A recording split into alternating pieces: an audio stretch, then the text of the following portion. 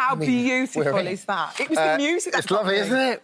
Thanks to her care home's TikTok account, Joan's video has already been seen by 200,000 views. She joined us alongside her granddaughter, her favourite granddaughter, Nicola. The world. Your favourite granddaughter. Yeah. Yeah. Oh, it's not your favourite. Oh, you're not my favourite. Well, I love you all. Yeah, but Nicola's the best. Yes, Joan, you can't have favourites, can you? You can't have favourites. Not in a family. No, but she's the one that's on telly, isn't she, with you? I've got 24 grandchildren. Exactly. They're all your favourites, aren't they? Everyone. I'd just say... They are, just so really. you don't have to remember all their names, I'd just say Nicola is your favourite. Yeah, just say Nicola. She rocks. So, Joan, how did this happen? How did you go viral, Joan? What were you doing, Nan, at the home with Sophie, putting your makeup on? Yes. And then what happened? How many people saw you? Thousands. I know. Can you believe it? No, I can't. And was you reading all the comments and everything, what they were saying about you? Well, not all of them, because I didn't want to read the dirty ones. You're not going to tell me there wasn't a few. There's a few dirty ones. I think they were all clean, Nan. You're all right. No. And all you was doing is putting on your makeup, and this is something that you do every single day, and you think you should put your makeup on. Every day. When I get up, I go down and I have a wash. Yeah. Then I start to put my clothes on. Yeah. I think, right, makeup, where are you? And I slap it on. You slap Even that if I makeup don't on. go out. Yeah, slap on, yeah. And it just makes you feel better. I think makeup is the one thing that makes you feel like a little girl, doesn't it? Yes, it does. It does make you feel better. If I go outside, if I go to the dustbin and I'll be going on, oh, get in the house. Joan, you're 103 years old. I can't believe it. You don't look a day over 70. Oh, how lovely. You do not look a day over 70, honestly. And I'm just saying, you're 103 years old. And did you even know what TikTok was? No, I thought it was a clock. Well, Nicola, what happened? Oh, I thought TikTok was a clock. Yeah, well, so do Honestly. I, to be fair. I mean, I don't know too much I never about knew what it But you're a viral sensation. Everybody loves you. And everyone's taking your tips now to put their makeup on. Makeup tips. God, I've got no tips to give you. You're just doing what you're doing, right? Yes. And they're loving it. Nicola, how did this all come about? What happened? So, Nan has always put her makeup on every morning. I've never seen Nan without a makeup. No, She's you always haven't. glammed up. No. And then the one morning, lovely Sophie from Millcroft Care Home, she was there and she said, oh, I'll take a video of you, Joan. And it just went crazy. Yeah. I saw it on my Facebook page and I was like, oh, look, showing around the family, look at Nan. We were like, oh, my goodness. And then when next time I visited Nan, Sophie was like, look at your Nan on TikTok. And Nan kept saying, what's going on that clock? What's going on about that clock? And the maddest thing is you got over 200,000 She did. views. I mean, She it's probably did. more than that now. It's probably Yeah. at 500,000 by now. This was on the 14th of April. You've gone viral, and all you did was put your blusher on. Yes. Next thing you know, you're getting freebies sent left, right and centre. Everywhere, yes, everywhere. And everybody's coming on and going, ooh. Everyone's bowing. And Joan, has your technique changed at all through the years, or are you doing the same thing you did when you were... No, I just do just plod along and Yeah. do the same old thing. Wonderful. And you know when you put your blusher on, do you smile to put the blusher on or not? No, I did it first, and then I thought, well, when I drop that, it might... I don't do it. So I don't do it you just now. put it on. Put it on, yes, and brush it off. But like you are that. beautiful, you know. I mean, you say it on the video, or was it Sophie who said it's on the video? She is beautiful. Everyone tells you how beautiful you are. Do you feel beautiful? No, I don't. Oh, Are you actually joking? You're stunning. No, I don't really. Oh, but you are, Nan. I don't like You are. all this upper. She loves a downer. Well, can you give us a little bit of a demonstration, Joan? Because we want to get a few tips, because obviously we're on this morning. It's a big show. People want to know your tips. Could you just go through a little bit of your routine for us? Can Show us do, your yes. blush, And Nan, your explain rouge. everything Oh, for us. where's my mirror? Do you want me to hold your mirror? Is No, rouge I blush? can't Is it do the it. same thing? I didn't know that, but yes, it is. Is it? Stick your rouge is on, Nan. And Yeah. that's a blusher, isn't it? It is. Rouge is a blush. Yeah. Sticky rouge. Was it always rouge back Do you in want the me day? to hold your mirror for you? it, I'll I hold your mirror. Oh, There you go. okay. There you go. Can you Thanks, see yourself? Alison. You're so stunning. There you go. I've got to So what are you watch doing now? What are you doing first? What have you just done? Just wipe it straight on with a sponge? Yes, just give it a wipe over, you know, and I think of always how much on there. If there isn't, you have to put some more on. Right, OK, so there's your mirror. Go on, bang it on. So you're already beautiful without it, to be fair, but you are even more beautiful with it. Doesn't need it. No, I'm not. I'm just an old woman. Come off it. You're not just an old just woman. an Do you old know woman. something? We're all going to be there. Well, We're hopefully, lucky. Hopefully I will get to 100. And we're all going to die together, so it don't matter, does Exactly. it? We all go to the same place, don't Of we, course darling? we do. So just talk to me when you see me there. Without a doubt. Don't ignore you. Don't When you ignore do you. tutorials up there. I shall have my stick in the fire if you ignore Come on, put me. some on me then. Give me a little bit as well. Come on. Oh, wait Don't a minute. share the love. Wait a minute, wait a What minute. about me? Oh, stunning. Well done, Nan. Just flick it on. Oh, you look Flick stunning. it Let's on. have a look. That's all it Flick is. on. Come on, give me a bit then. Oh, I'm right. ready.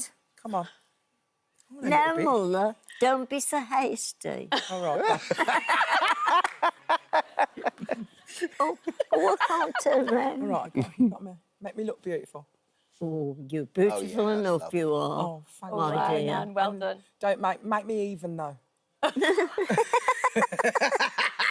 Make me even. Go on. Now, Emily. stop it, will you? What have I told you? Of You are a lot older. You've got to respect your elders, ain't you, Bab? course you have. I'm older than you. Am I? I don't know. You don't look it. I bet you're so proud of your grandma, aren't you? Yeah, she's my mate as well. Come on, even me up. Don't leave me hanging. I've got 24 grandchildren. Yeah. 25 now, but And she always says, I'm the best, aren't I, Nan? I'm your best friend. Joan, I've only got one cheek done. Come on. I I've know. got the rest of the show to do. Did I tell you not to moan? You did. Yeah. Well, shut up then. Now, shut up and Thank you. behave yourself. Thank you. Can I have a kiss? I'm a, You're lovely. Oh, You are love lovely. it. I know you're only playing. You're so gorgeous. You really are. Thank you so much. Well, we've got the tips. Just bang it on. Bang Yeah. it on. Yes, Look, right. bang it on there. Great. I look good. You can do me during the break. Let's go in there. Lovely. Joan, Thank you, thank you for Joan. coming on the show. Thank you, Nicola. Thank you for having us. Beautiful. Oh, hello. Thank you for visiting our This Morning YouTube channel. We upload tons of new content every single day. So hit the subscribe button, like all the videos, and don't miss out. We'll see you in the morning. When did it start, the bullying at school? Just the start of October. And how bad was it? Really, really bad. In what way? Well, I got pushed up against a wall and I was left lying in a park and stuff. And why were you bullied? Not actually sure. Did they ever give a reason for No. what it was? And your best friend tried to intervene, didn't she, and go and Yeah. approach the bullies and say, why her? But she didn't seem to get any answers. No. Can you explain then, how does it make you feel to be bullied? Because you're a gorgeous, lovely young girl, but what does it feel like? How do they make you feel? It made me feel really left out and alone and sad. Yeah, you don't want to feel like that. And you went to the school, didn't you? You went to the head teacher's office. Yeah. And what was said in there? That she doesn't have any proof that it's happened and I have to go away and she doesn't believe me. Did you feel supported? Did you feel like you had somebody to talk to or turn No, to? I felt like I had no one to talk to. How does that make you feel? Yeah, really It's tough, isn't it? That is tough. You were aware that it was going on because, as we've said... I wasn't too aware at the beginning. Yeah. Until I had found some pictures in her room that she was drawing of herself. Pictures of her with knives to her throat and drawing her own gravestone. Gosh, that must be really Got scary. really bad. She was coming in from school crying, straight into her bedroom. She just wouldn't talk to anyone. It was really isolating for her. Where do you turn as a parent? What do you do? Well, I was getting in contact with the school. They weren't really taking it seriously. I wasn't getting any replies. I didn't know what else to do. I spoke to some friends on social media. and one of my friends was on the Bikes Against Bullies UK group.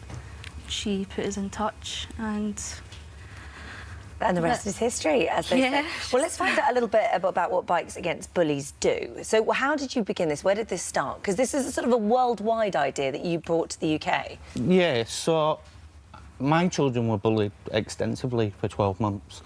And then last summer, I was getting support from similar organisations in America and other places.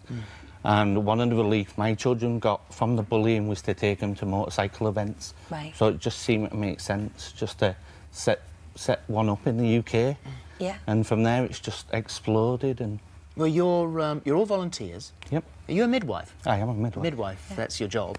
So bike enthusiasts, they bring their bikes. There's about, I didn't realise, 5,000 of you up down the country, which is incredible. And so how does it work? What do you do? Because you don't rock up at the school, do you? No. So a parent or a friend will get in touch with us and let us know that there's bullying going on. We get in touch with the parents. Straight away, thanks to our partners, Bullies Out, they get qualified support for the family and the victims. And in the meantime, we see what we can do, and we organise a support event where we get bikers from the local area, we get bikers that are willing to travel long distances, and it's all about just showing the victim that as a society we don't accept it, that we're there for them, that we care. That you're not alone. To try and give them some confidence and give them a boost. So your day, this special day that you knew nothing about, was on your birthday. Yeah. So where were you? I was at my house. You were at your house, and then what happened? How did it all unfold? Well, my mum said I got surprised if you go outside, so we were standing there for a while. Then all the bikers came down the road. And this is it. And that makes an almighty sound. Because we can hear them outside the studio here, so look at that. And what were you thinking? I was, like, feeling everything. I was so excited. And from feeling isolated and alone, like you just said, those bullies made you feel, to look out of your front door, to get on a bike. That's a great picture. That is a great picture, to see all of those people there for you. What did that do for you? It just helped me and made me know that I had someone to talk to. Yeah.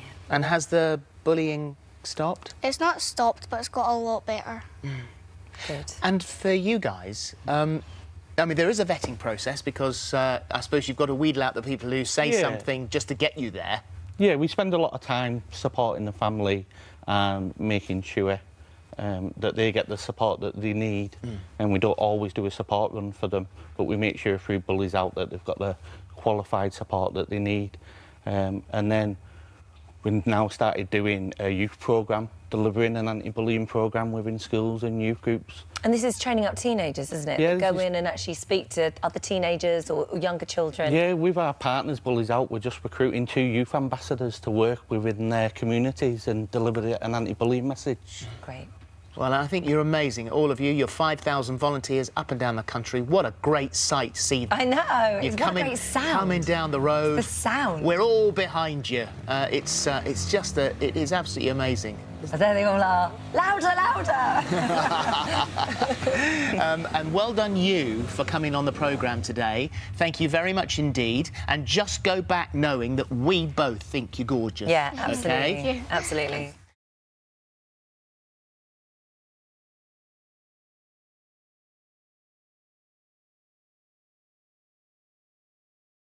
Thea Erivo and Ariana Grande. There's 2 best friends from Manchester making their magical Hollywood debut. Yes, 10-year-old Caris Mungole plays young Alphaba, while Hattie Ryan, she plays a munchkin. Good morning to both of you girls. Morning.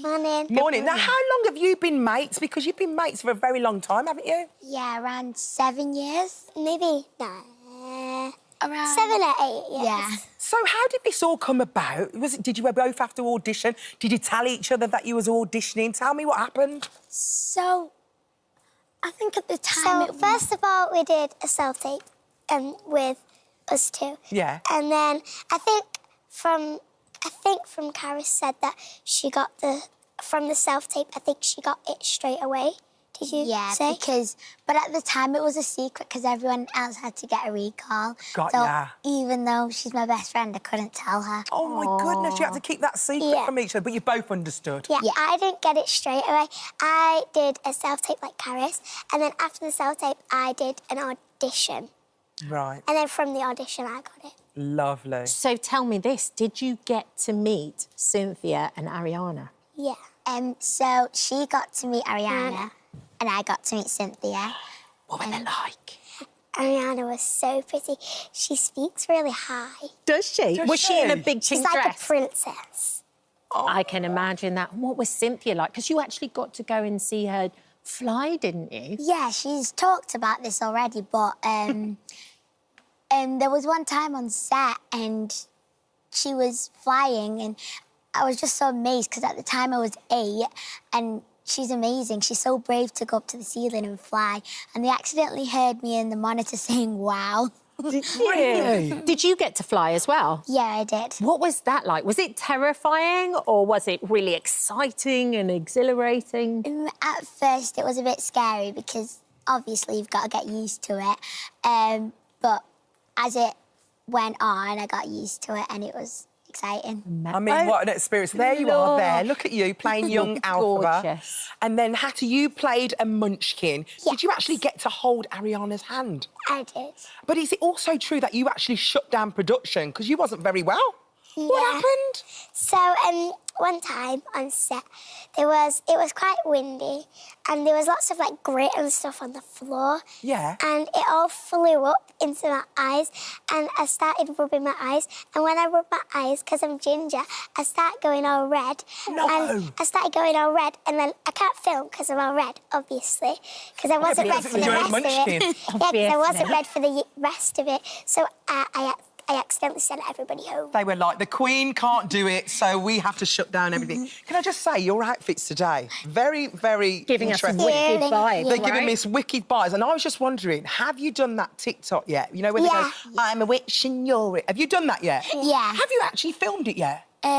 We have, yeah. Can you do it for us? Go on. Because it's my favourite thing ever. All right, stand up. You got your cameras. This is your moment. Ready? Go for it, girls. Here we go. Alphabet.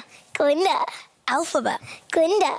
I'm a witch. And I'm a witch, but which is which? Well, here's the sitch. We were roommates back at school. Alfie's our crew. Glinda's cool. We were strangers. That's no lie. But now we're besties. Ride or die. The school we go to is called Shiz. I studied hard on every Quiz. while Glinda chases Alpha with Riz. and someday soon we'll meet the The Wiz. Wiz. Green pig, green pig, green pig. Stop. This song's good. Kind of a bop. Please, that is amazing. Please let us do this later. Oh, Can we're going we to do have it? to try, aren't we? We've got to give it a go. I Oh, don't know if thank I'll you fit so in the pink much. outfit, but we'll give You it a go. can fit in that pink We'll outfit. have to give it a go. Oh, How was the thank you. premiere? Was it fun? It was amazing. I got to meet so many stars that I didn't get to meet while filming. Everyone was just so lovely and I got to do so many interviews. And they're so friendly to you as well, haven't they? Been so lovely. Look Yeah. how stunning you both look. Beautiful. Oh, I love that. Beautiful. Well, thank you for coming on the show today. It's been so lovely Yeah. to meet you, hasn't it? Yeah, we need to go and see the film. I'm going to watch it another 10 times. It's brilliant. Me too. It's amazing. Thank you, girls. It is. Wicked Part 1 is out now in the cinemas. Thank you, ladies. Thank you. We can't wait for Part 2. Thank you for visiting our This Morning YouTube channel. We upload new content every day, so go ahead and hit that subscribe button so you don't miss out. And we'll see you in the morning. With us now, still together, incredibly. We are. This is what we like to see. Oh, my word. You know what I love about the show and you guys on it? You know, when people are travelling and they send the Instagram photographs and beaches, but actually the reality of travel, when you're really travelling, a lot of it's really hard work, isn't it? Oh, 100%, It is. yeah. Travelling in this way, it's very unique, but it's so hard, and we really just felt that. Yeah. It was a lot of pressure just having the race kind of in your mind all the time, but also trying to enjoy it as well. So yeah, it's a new experience. The furthest we've been is we've never gone outside Europe really. So obviously to go to a place like China and experience that, it was a lot to take in. Obviously with no phone, it was a challenge, which I didn't think we could have done, but after doing it, I'm very proud of us. And what made you sign up for the show? Because this is the challenge of a lifetime, and like you say, this was like your first proper trip together. And they say, like, this it could be a make or break scenario for a young couple because you're literally isolated, you're together. There's no rest. You've got that pressure of knowing it's a race, no contact, no budget. Like, what was appealing at the time? I know. That's what we were saying the whole time, is it will make or break us, but it was kind of like a reason to do it, to see if we can get through it. It was more my mum's idea initially. She thought it'd be good for me to try and apply with my brother, but I thought there'd be more benefits in doing it with Finn, to be honest. We wanted to travel, we wanted to experience new things, and obviously doing it at this age as well, it's just like we've just started off, so... I bet you regret that now, though. Absolutely not. Couldn't make a decision, could No. I? What to do. Sorry, how old are you again? Remind us. So we're now 20 and 19, but at the time we were 18. I mean, it is young to go off on a challenge. It is. It's so brilliant and so brave of you. And, of course, the big challenge there is the budget, right? So just remind everyone at home, you don't have lashings of cash. No, it was the lowest budget of all Race Across the World. It was the lowest it's ever been. £1,140 each to last us the whole time. That's travel, food, accommodation, experiences, everything included in that budget. So, and I can't budget, I'll be honest. Well, for people who haven't really needed to budget, because we've just got our parents to do it, it's something Because really you're a new. 19-year-old. Exactly. How do you prepare for something like that in terms, I suppose, all of it, mentally, missing home, budgeting? Like, how do you prepare to take on a challenge like this? I don't think you can prepare. I think what we did was just more fitness-based. Right. You're holding a bag, you need to get from places. It's a lot of walking and carrying a bag, but obviously we didn't know where we were going, so you can't really learn a new language, although I actually did start learning. I'd learnt Mandarin for one lesson and I couldn't do it. I just stopped. I wish I kept Should have stuck to it now, yeah. She was learning Spanish. I wouldn't have thought you'd be fluent after one Exactly. Yeah, exactly. But you were learning Spanish, wouldn't have helped. But... Yeah, you're not getting a Duolingo record. No, absolutely not. Should have stuck to it. Talk to us about, because when we watch at home, we get the map of where everyone is and trying to get to the next checkpoint. You're not aware of where anyone else is. What's the stress of the actual race? The unknown.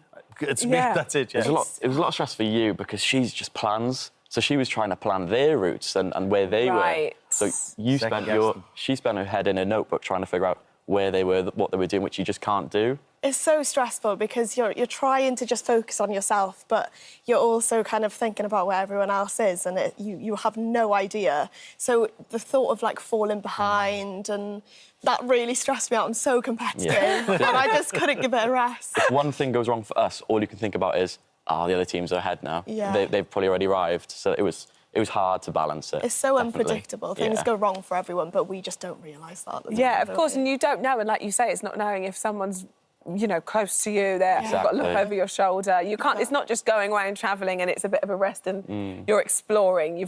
That race element is very, very present, isn't it? How travelling under pressure can be quite the test on a relationship, I could only imagine. I mean, I'm sure my husband would be absolutely sick of me in this scenario. I mean, he's glad when he gets through airport security with you, isn't he? He is. That's always a tick. Do you think it's made you stronger? Because it is a real challenge. Of course, the challenge itself, but you guys completing that and you're here, you're together, you're on the sofa. Yeah, we have definitely come back stronger. I think it's the bond, ultimately. Like, we've done that whole thing together now, and it's just coming back and realising what we have actually accomplished and what we have achieved. Not a lot of people can say, oh, we've done that, and facing these challenges, there's a whole load of things that go into it, and we've come back together. You don't really realise, like, what you've done until you've done it, exactly, yeah, of because course. obviously starting on the Great Wall of China is unbelievable, but with the heat in the moment and all the racing, you only kind of realise, like, wow, we've actually just done that when we finished. Yeah. So looking back, it is unbelievable. I suppose it's hard to be present when you're racing. Exactly, So much of travel is like that, actually. Yeah, exactly. Years later, Yeah. you look back and the memories of it, and it really kind of kicks in. Yeah. You had the added challenge of diabetes, Exactly, which yes. must have been difficult when you got into like far-reaching kind of corners of the world. Yeah, well, I mean, I've never really had to travel with my diabetes before. It was something new that I was... Yeah, so it was hard, wasn't it? I mean, the new foods, new cultures, the heat can bring it down, stress. It was so much things to balance that. Language barriers on the labels. Exactly, no one else had to do.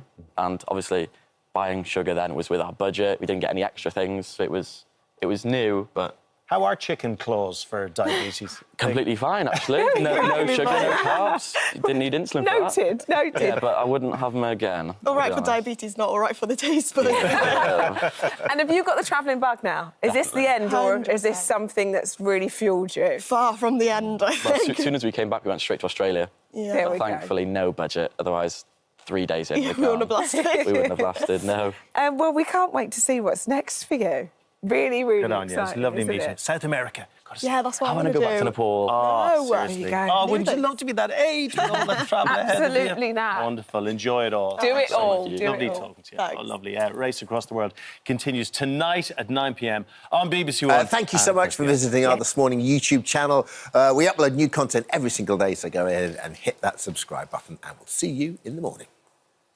Now, the scenes of violence across the country over the last few days have been incredibly difficult to watch. But those pictures just tell one side of the story, and they haven't really shown you the incredible response of locals out there, young and old, from all different parts of the community, because they've come together, brushes, shovels in hand, and they're cleaning up and repairing damage caused in their communities. Incredible work, Josie, being done. And joining us now are two men who have been doing their bit in their neighbourhoods and helping out in any which way they can. They are Adam Dugan, a Southport resident, and Mike Ainscough. Good morning to you both. Morning.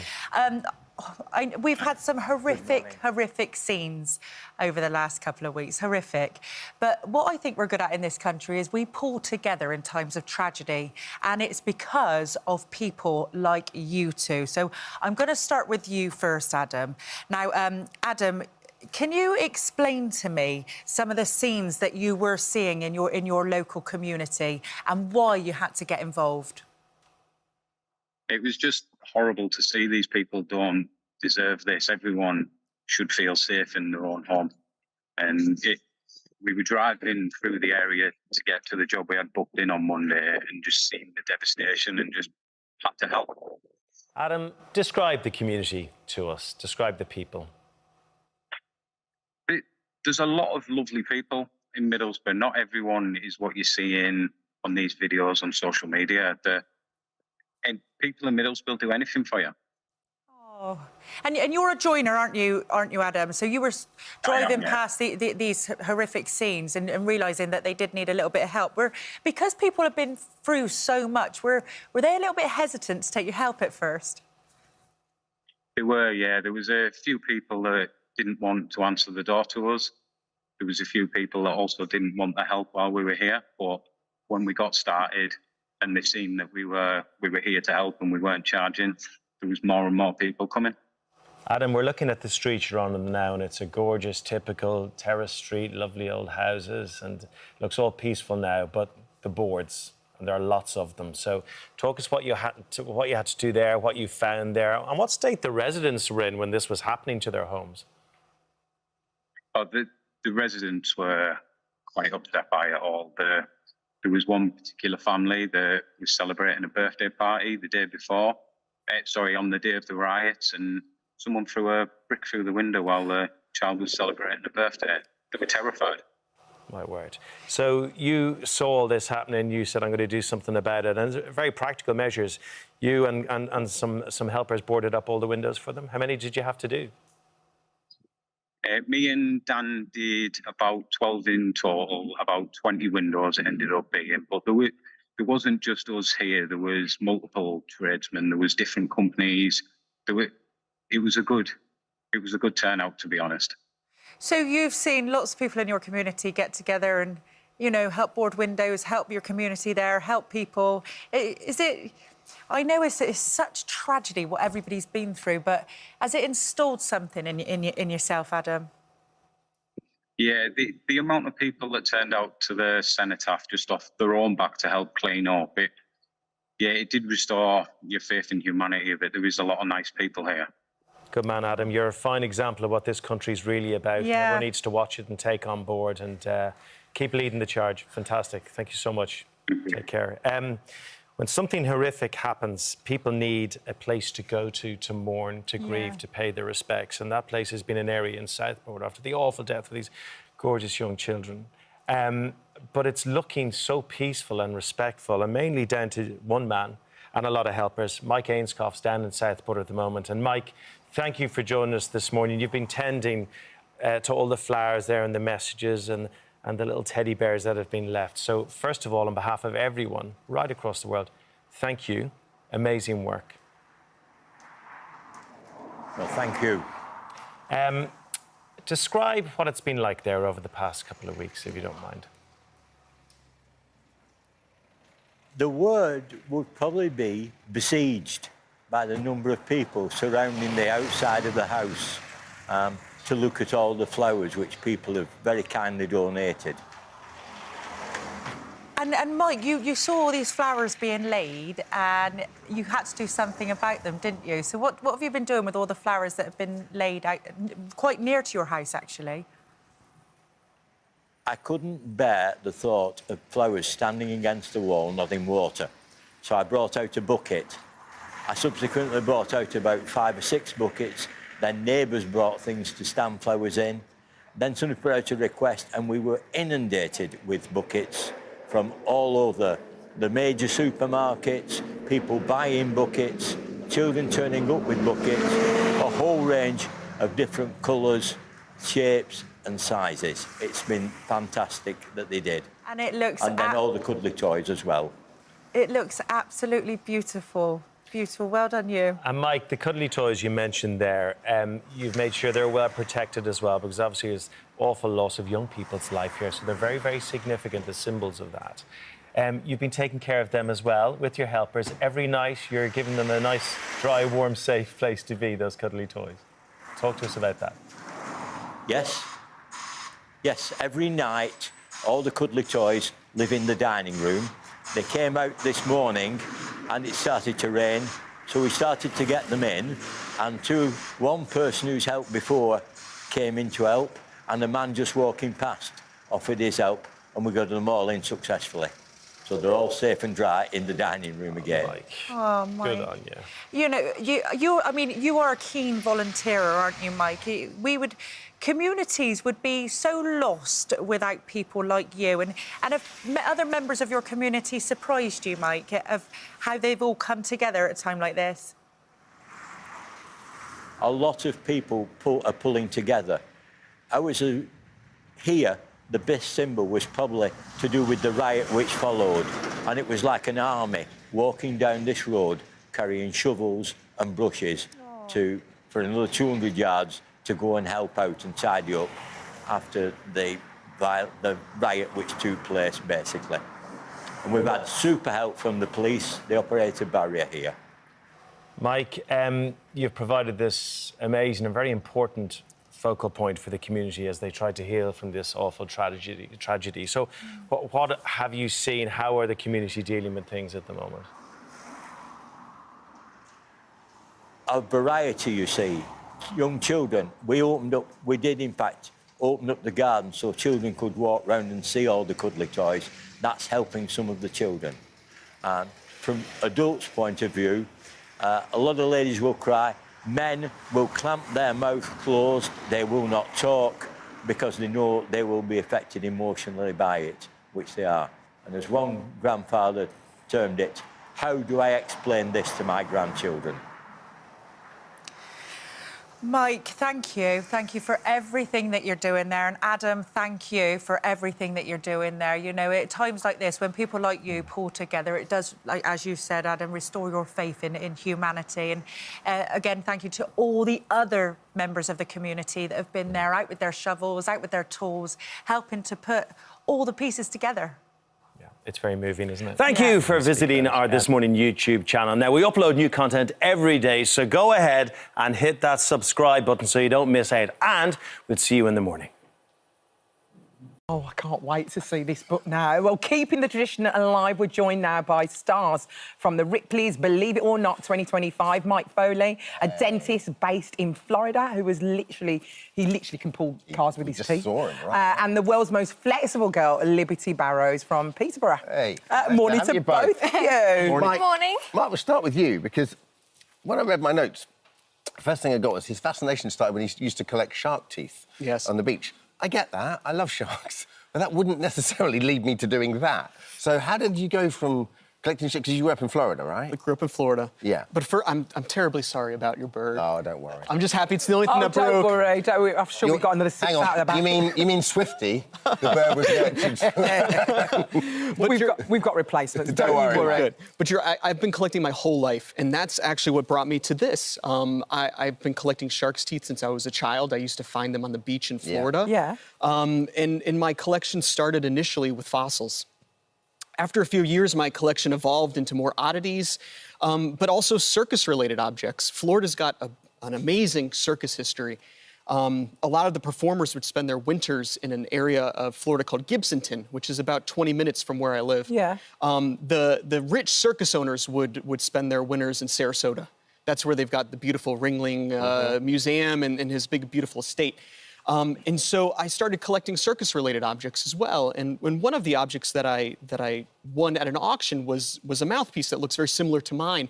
It was about 100 years old, and it was a mouthpiece that a trapeze artist would hang from her teeth. I remember when you see trapeze artists holding that. And so that act is called the iron jaw or the human butterfly, because sometimes they would hang from their teeth and they would flap their arms to really demonstrate that they're not holding on to anything except with their teeth.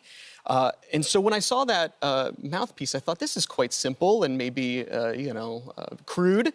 With my dental training and my expertise, I could probably fabricate something that's a bit safer. And so I did. But then,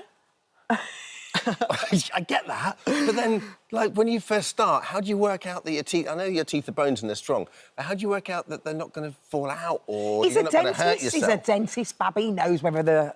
I mean, with my training and with kind of the principles I use to manufacture this with, I felt confident that my teeth would be able to handle your neck and your shoulders? That does seem to be the part that I notice is the most uncomfortable. My teeth feel great. I hardly feel any discomfort with my teeth at all. But I noticed that my neck, that's sort of the connecting point as well to the rest of your body. And that's where it hurts. And that's where I noticed the strain. But I'm not the biggest person. Maybe I need to just... Yeah, you need to get in the gym, do some neck movements. You do a bit of neck. A little bit of neck, but not like that. Tell me, why did you progress to a car? Because you didn't work up to a car, did you? You just thought, you know what, I'm going to pull my car. So with my original mouthpiece, my first thought was to recreate what the trapeze artist did. So I connected it to my children's swing in the backyard. Yeah. And I had a stool underneath it, and I climbed up and I was biting on it. And this is kids going around. At the exact moment my wife came home from picking her kids up from school. And so she catches me mid-act and she says, "What are you doing?" She sees a rope hanging from the tree and I'm on a stool and I'm hooking this up. She's concerned. And I said, "I'm going to hang from my teeth." And she says, "You're not going to be able to do that for 2 seconds." And I said, "I've already looked it up. The world record's 7 minutes." And so as I was attempting it, I realized very quickly that my teeth could handle it, but my neck wasn't quite where it needed to be to hang my full body weight. Because truly the trick, I think, is to be a small person, right? A lot of the circus performers weigh 90, maybe 100 pounds.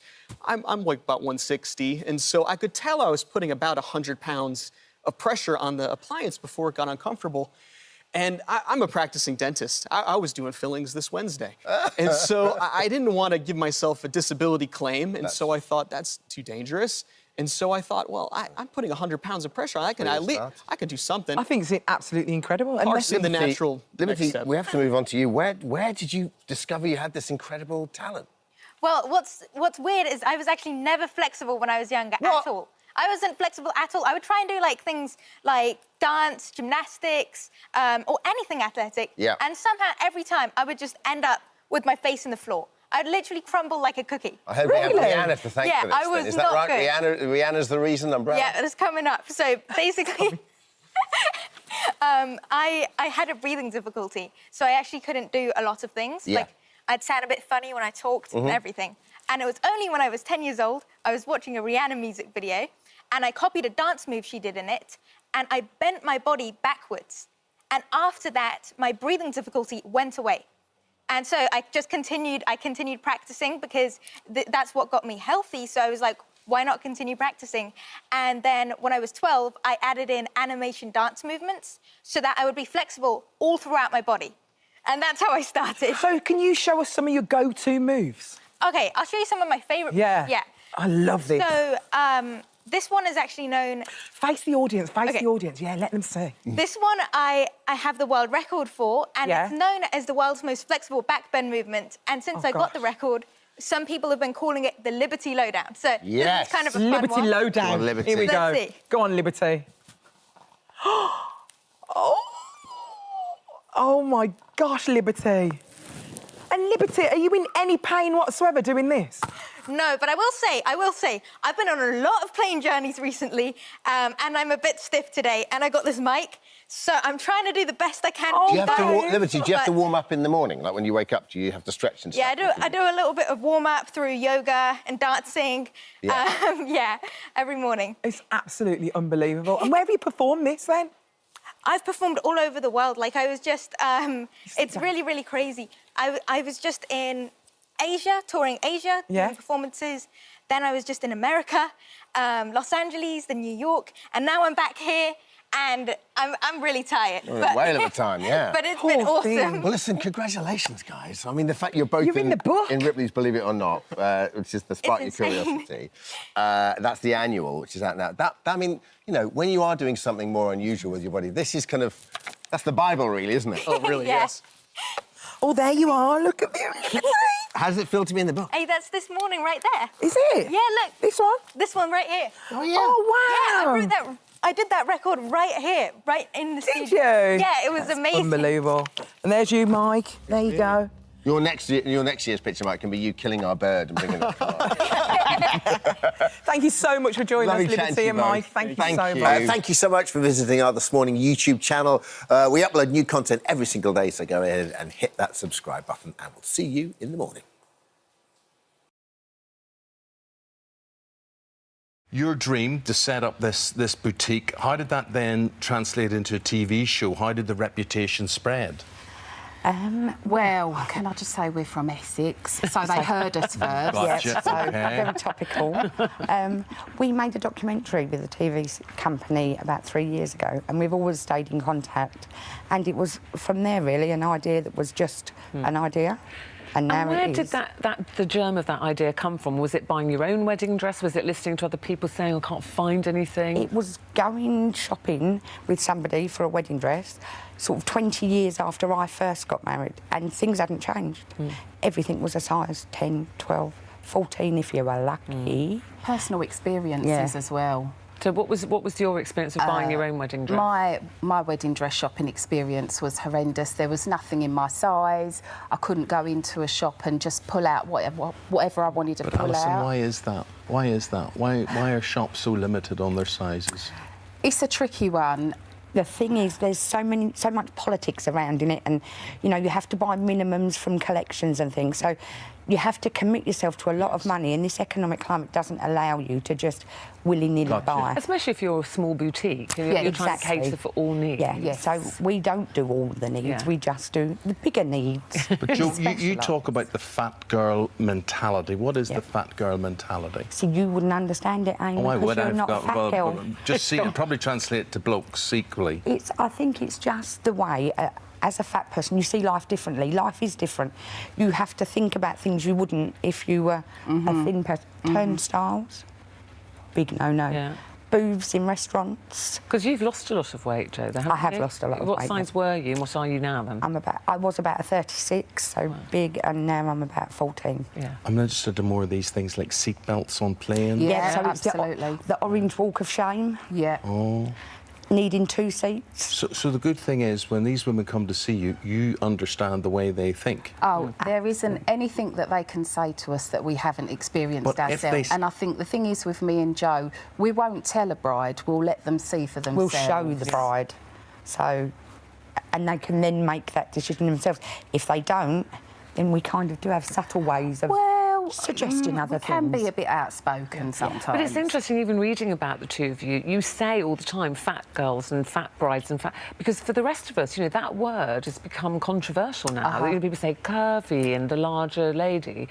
And you seem... It might seem a bit brutal using that word. Why do you use it? Because we are. That's what we are. We're fat girls. Yeah. We're fat girls. We don't dress it up. We are what we are, and it's a word that we use because... We use all the time. Because that's what we are. And what... You know, when people say, oh, you know, plus size and curvy, do you know what? Don't beat around the bush. say what you mean. And we say what we mean, and that is we are Joe and Al from the Fat You Shack. also want to be stylish. And you're very aware of being stylish. Because you're big doesn't mean that you have to leave style at the door. You're very conscious of that. Being from Essex as well, of course, you like your style. Yeah, we do. Yeah. And what were the options like compared to when you said you first got married to what you can offer a larger bride now? The difference in style?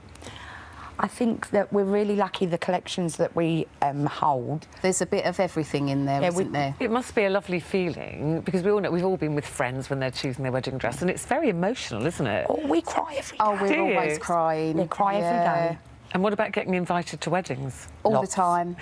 Yeah, all the time. You can't go to all the weddings, can you? You never get any work done. Well, yeah, you know, we do try, but no, I mean, generally speaking, weddings are on the weekend, which is our busiest time. But you know, there's been a few that we've been to as guests, and then obviously we do a dressing on the day service. So sometimes we go to work to dress the bride and see them off down the aisle.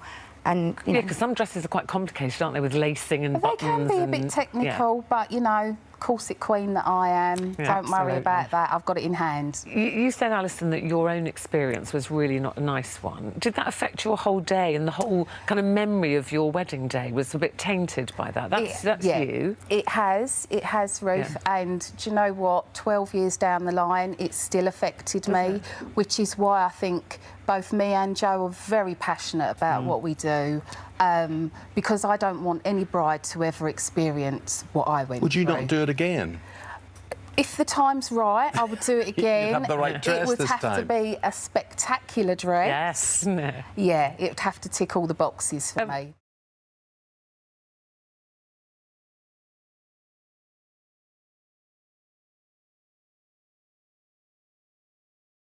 Now, last night, Prince Harry joined a very special group of people for a glitzy award ceremony. The Well Child Awards recognise the bravery of children across the UK living with a serious illness or disability.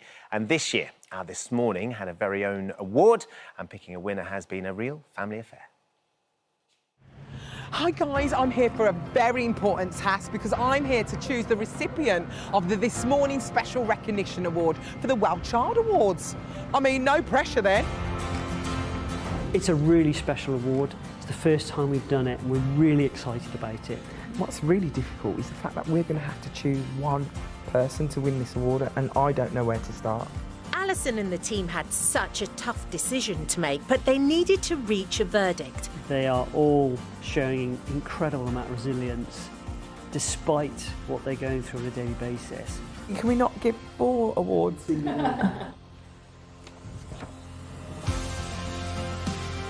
I think we've decided. It's that one. Well done, guys. Well done.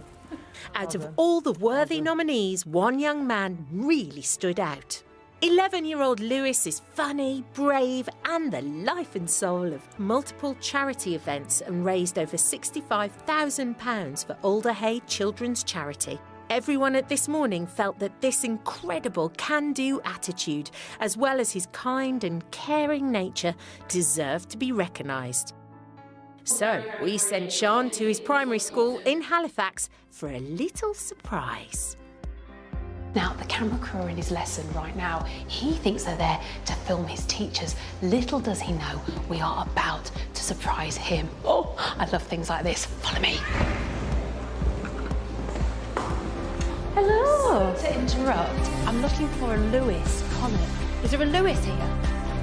Are you Lewis? Would you mind coming up here and joining me up here? Everyone give him a round of applause. Woo! Have you got any idea why we could be filming today? No. So Mum and Dad are here as well for a very special reason, OK? You have been awarded the ITV This Morning Special Recognition Well Child Award, everybody. Woo! Oh! So next week, you're going to come with your mum and dad, and you're going to go down to London. Prince Harry is going to be there as well. Have a cuddle. Yeah. Well done, Lewis. I'm really excited to meet Prince Harry and be happy award ceremony.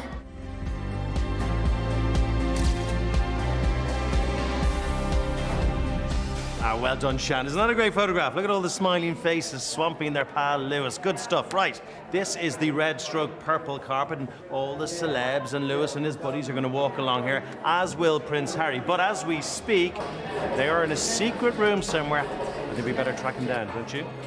Tell me everything. Everything. Don't leave out any details. What happened? I went in there and told Prince Harry. And did you ask him any questions? No. You didn't? Were you scared? Yeah. Yeah, I know. He's tall, isn't he? Yeah. I know. Did he shake your hand? Yeah. Yeah. Show me what kind of handshake it was. Was it like a real strong one? Yeah. Yeah. Were you tempted to give him one of these? No? I saw a bag you had in your hand. Were they Bradford City jerseys? No.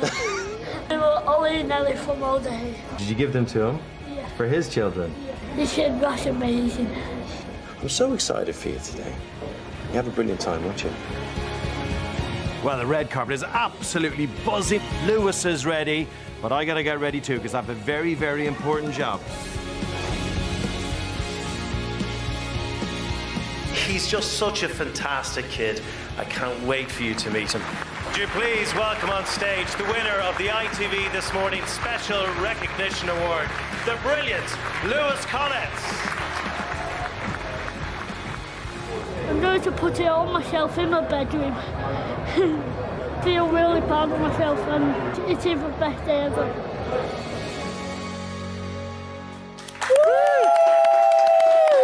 Wow! Oh, Lewis, what a night. The award is there. How was last night? It was amazing. Was it? What time did you get to bed? 20 past midnight. 20 past midnight! Yeah, you don't turn into a pumpkin. I normally turn into a pumpkin after 12. Donna, you must be so proud. Oh, we are, yeah. We're really proud of Lewis and all of the family and everything that everyone does to help us on the way. It's an extraordinary place, Alderhay. I have first-hand experience because my friend George raised a load of money for his little brother years ago, and they are incredible, aren't they? It's a wonderful facility. Oh, it's amazing. It doesn't feel like a hospital. We're really lucky. We've got a great team, haven't we? A craniofacial team who look after us, and everyone's lovely. Everyone who works there, from the ladies who work in the canteen to the charity office, all the way up to the surgeons. Yeah, I love it. Very special place. So, tell me, what was Prince Harry like? Was he a nice chap? Yeah, he was a nice chap. Was he? And did you show him? Because I know you've met the Queen before, haven't you? Yeah. His grandma. So did you show him pictures of his grandma too? Did you? What did he make of those pictures? Because they're quite fun pictures, aren't they? Yeah. Yeah. Tell us about when Lewis met his grandma, Donna. So we got selected to hand the flowers to the Queen when the Alderhay New Hospital opened. Everything was going fine, wasn't it? Yeah. And then at the last minute, all the cameras took a picture, and literally Lewis burst out crying.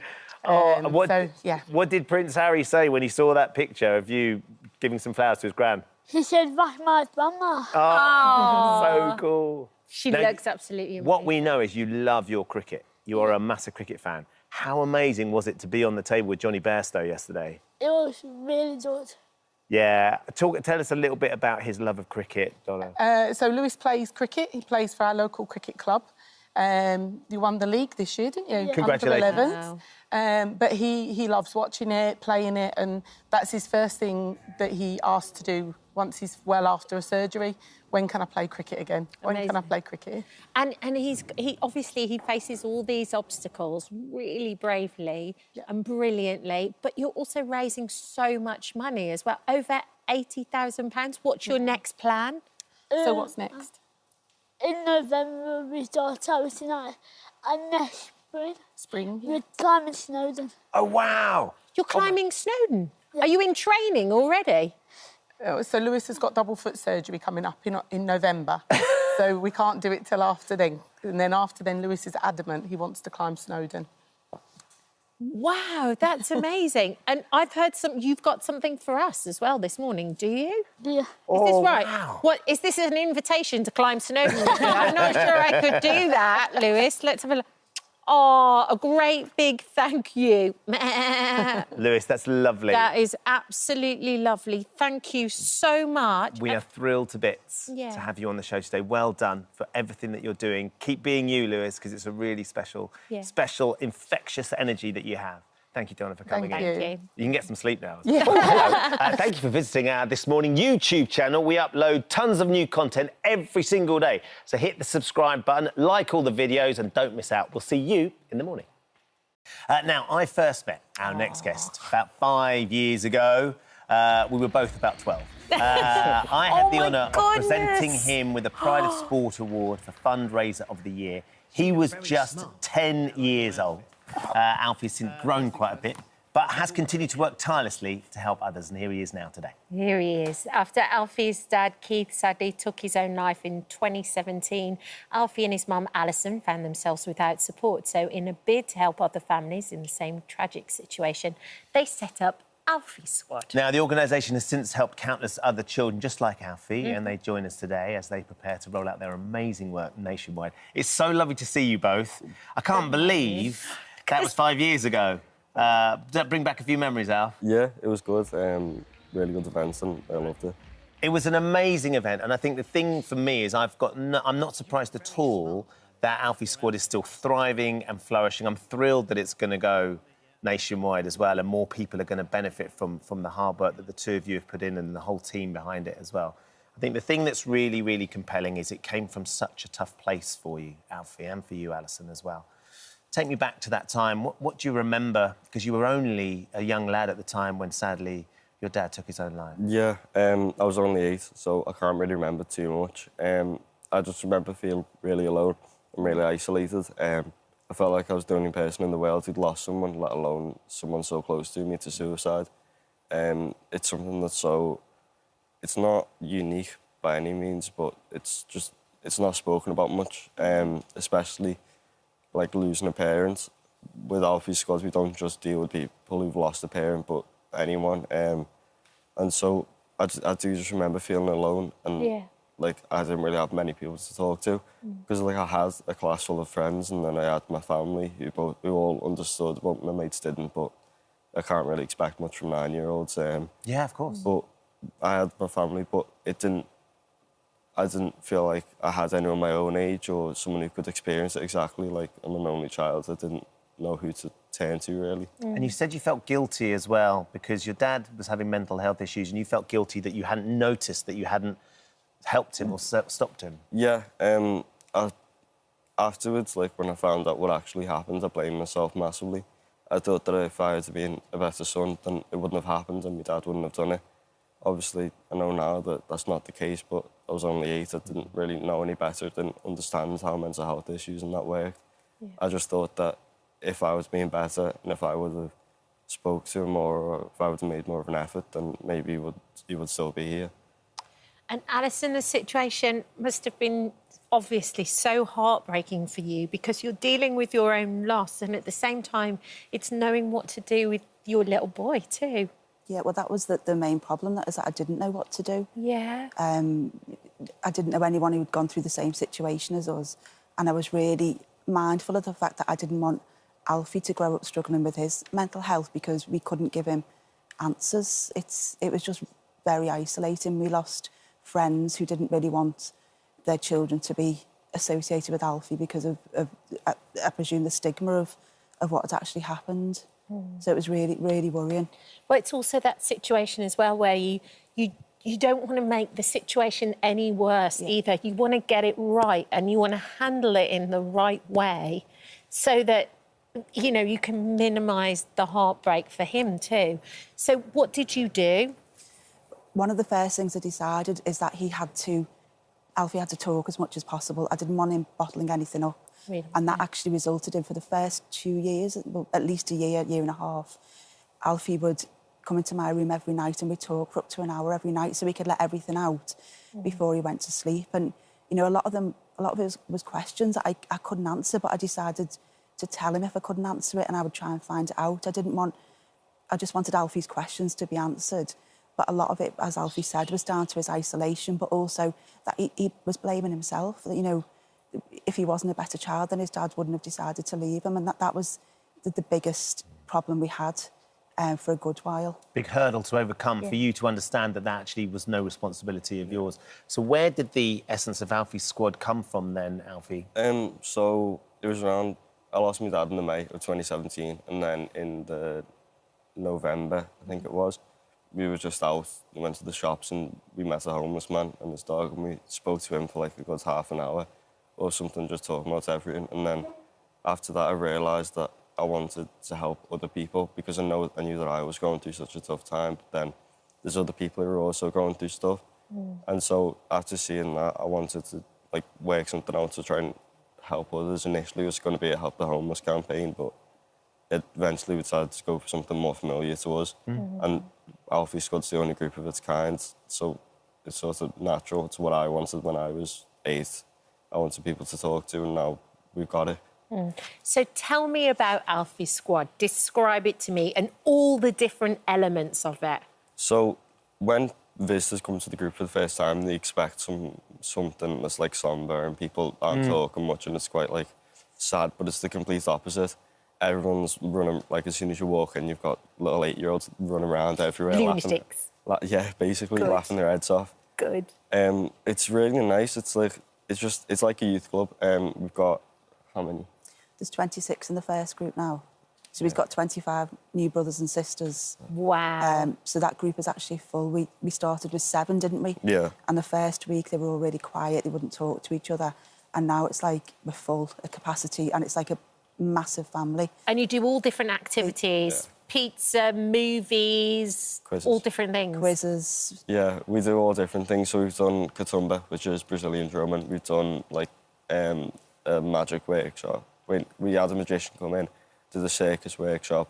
We do quizzes every now and then, which I always win. Do stuff like a pizza night at the end of each block, because we work in 8-week blocks. It tends to be 4 external people come in. Yeah. Then with 1 trip and then 3 others inside the session. But everyone's at the point now where we don't need activities and everyone just talks. And I love that. That the energy in the room, the connection has helped so many. Alison, you've been in the Northwest up till now, but you're about to go nationwide, which is extraordinary. Yes. Well, we've got 2 groups now in Merseyside that are about, one's, as I said, is a capacity. The second one we started 4 weeks ago, and that's filling up. But we've decided until we can get to every region in the country, which is what we want to do, we are starting a national online group. So we've worked out that everything within Alfie Squad we can transfer online, because we get so many emails from people saying, can you open in our part of the country? Sure. And Alfie's really aware that there's children that really need help, because there really is nothing in the whole of the UK to support children. So we're doing Alfie Squad online starting on the 21st of May. Wow, amazing. How exciting. And if people are interested, Alfie, and they want to reach out, they want to get involved potentially with the Alfie Squad online or the groups that you've got in Merseyside, what can they do? Where can they go? So you can go to our website, which is alfiesquad.org. Yeah. Little sideways look at check with the boss. I'm not too well trained. And then we've also got social media. We're on Instagram and Twitter, Alfie Squad. Twitter's mainly just my mum ranting about Everton, though. So. There's a lot to rant about. Not as much now, actually. Best to stick with Instagram. So we're active on both. And then, like I said, you can send a referral form through the website. And we've got all information about our fundraisers and everything there. Well, look, it's such a thrill to see you again. It's a pleasure to meet you. What a brilliant young man. You must be so proud of him, Alison. Yeah, what brilliant young man. From where he started, it's gone massive. Just goes to show what can happen with the support and the group and Alfie Squad doing the business. Thank you for coming in. It's lovely to see you both again. Thank you. Oh, hello. Thank you for visiting our This Morning YouTube channel. We upload tons of new content every single day. So hit the subscribe button, like all the videos, and don't miss out. We'll see you in the morning. It's mayhem in the studio here. This is Larry. That is Larry. This is Larry, who's broken the pineapple. Larry, will you behave?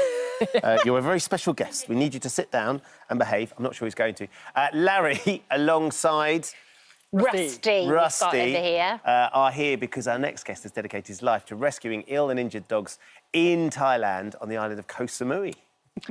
And after posting some of the dogs that he's rescued on social media, Niall Harbison has captured the heart of millions of people around the world, successfully finding forever homes for more than 85 dogs who would have otherwise not survived. We're in the truck again. It's actually multiple rescues. The first one is Unfortunately, he seems a little bit blind, I think. But worst of all is I think his hip is broken.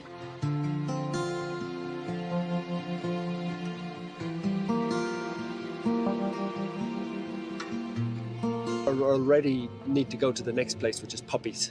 Oh, look at that. They're all going to come running out. Little potatoes. You can see how many ticks and fleas. Okay. We're going to give them a quick VIP treatment. Basically, I think they need a little powder, a little bit of baths, a little bit of medicine.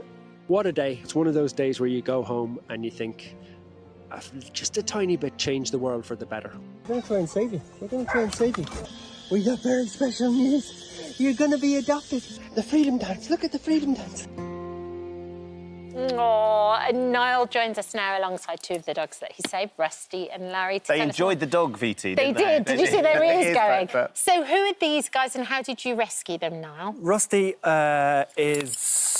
he was on a chain, actually. He was on a really short little chain outside a little shack in Thailand. A chain was about a foot long or a yard long, and he just kept getting his leg cut up. And he was about half the size. He was really, really thin. Yeah. And he was leading a miserable life. He'd been on the chain for 18 months. He'd never been off the chain. Larry was a bit different. I found him wandering around in the main street, and he was just lost. It's as if we think he might have had a brain injury or something. He sort of has a vacant stare. Oh, he's very chatty. He is very chatty. So yeah, they're both really tough starts in life, like all of the dogs, but they're as happy as can be now. It's the first time I've seen them in... Rusty I haven't seen for 6 months since he lost Thailand. Oh, really? Or left Thailand, yeah. Right. How did all this start for you, Niall? Just, well, the dog... I was an alcoholic, actually, when I left here in the UK, and I ended up in hospital in Thailand. I nearly drank myself to death, and I nearly did die. I was in ICU for 4 days, and I just said I was lucky I got a second chance, and I was like, if I do survive, I'm going to do something in my life that's meaningful. And oh, Mr. Rusty, come on. So yeah, once I got out of hospital, I just started by feeding one dog, actually, and we now feed 1,200 every day. 1,200 dogs? It's so interesting because when you read the book, your book is called Tina, the dog who changed the world. One of these dogs has just done a fart that changes the world as well, by the way. I mean, Stephen Mangan's... Stephen Mangan would be really happy about it. It becomes very obvious that you saved them, but they also saved you, especially Tina. Can you tell us about Tina? Yeah, well, she was a really special dog. I found her on a chain.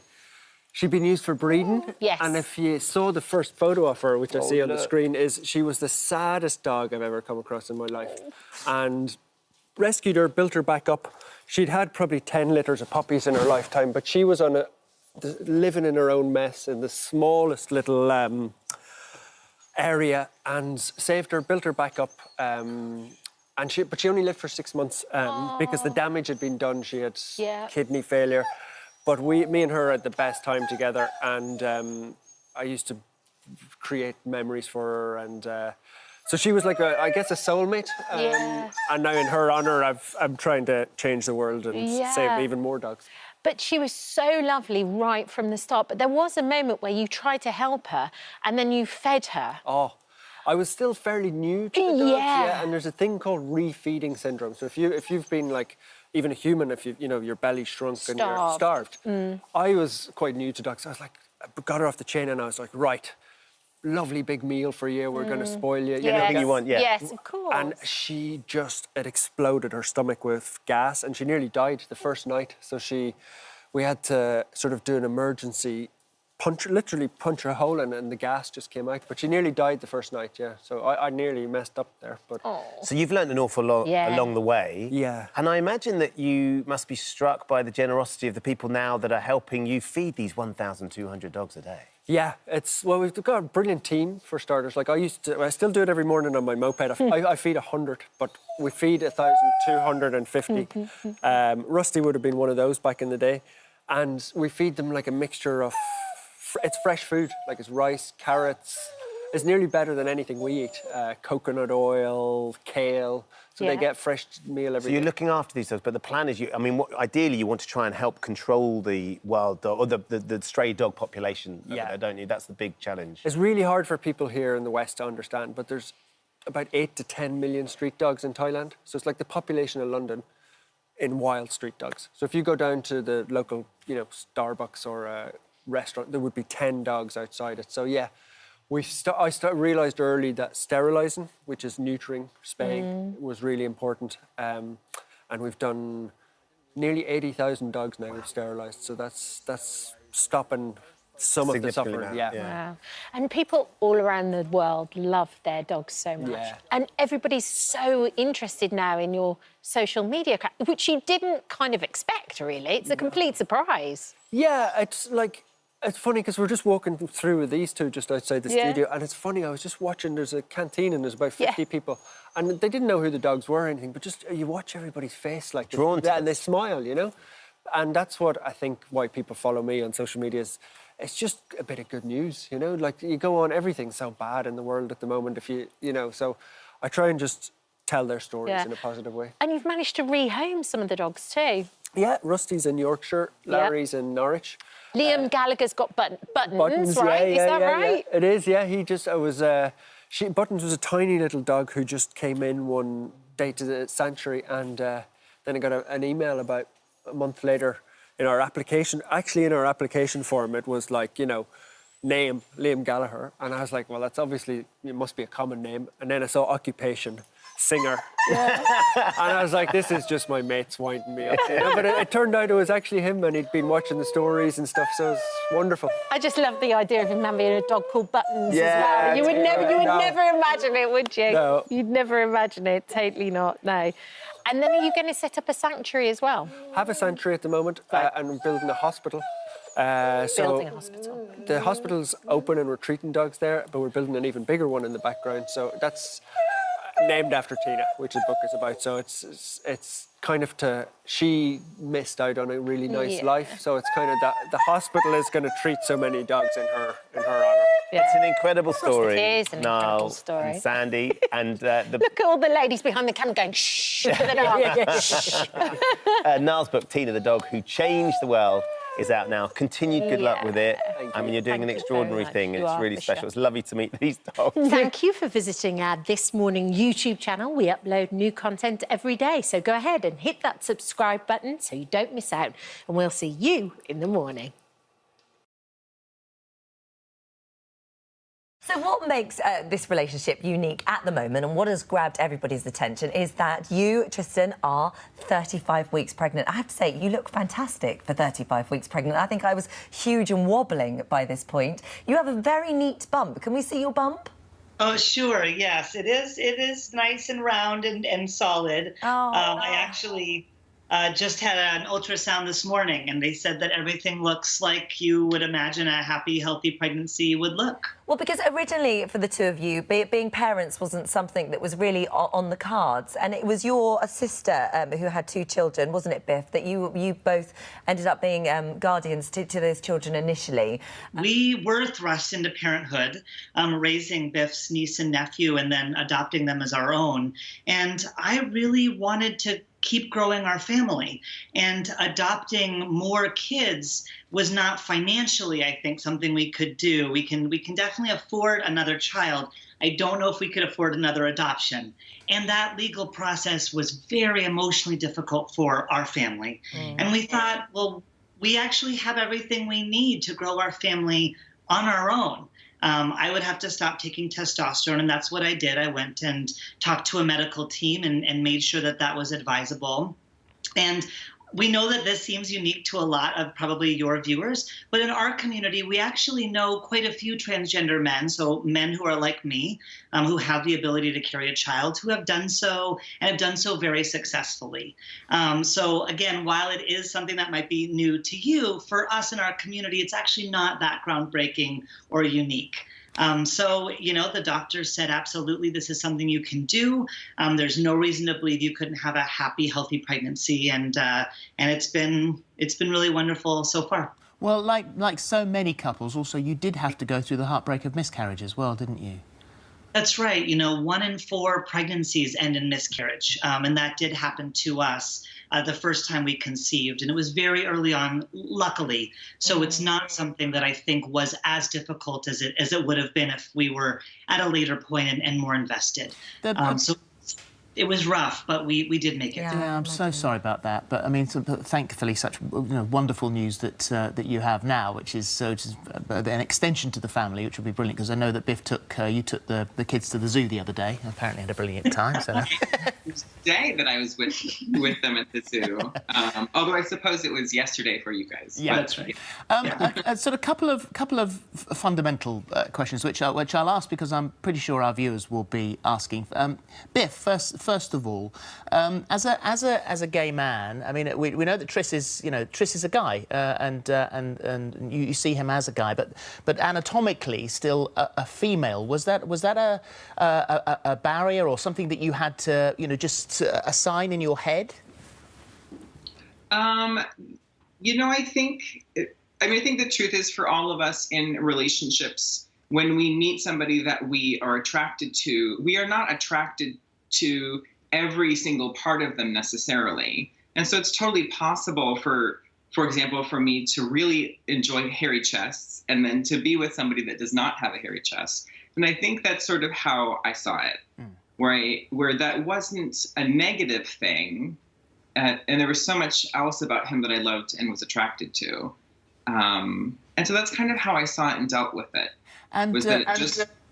Tris, the question for you is that we've met so many transgender people here in the studio with fascinating stories, but almost all of them have said, certainly when they were younger, they wanted to reject whichever gender they happened to have been born into and knew the one that they were supposed to be.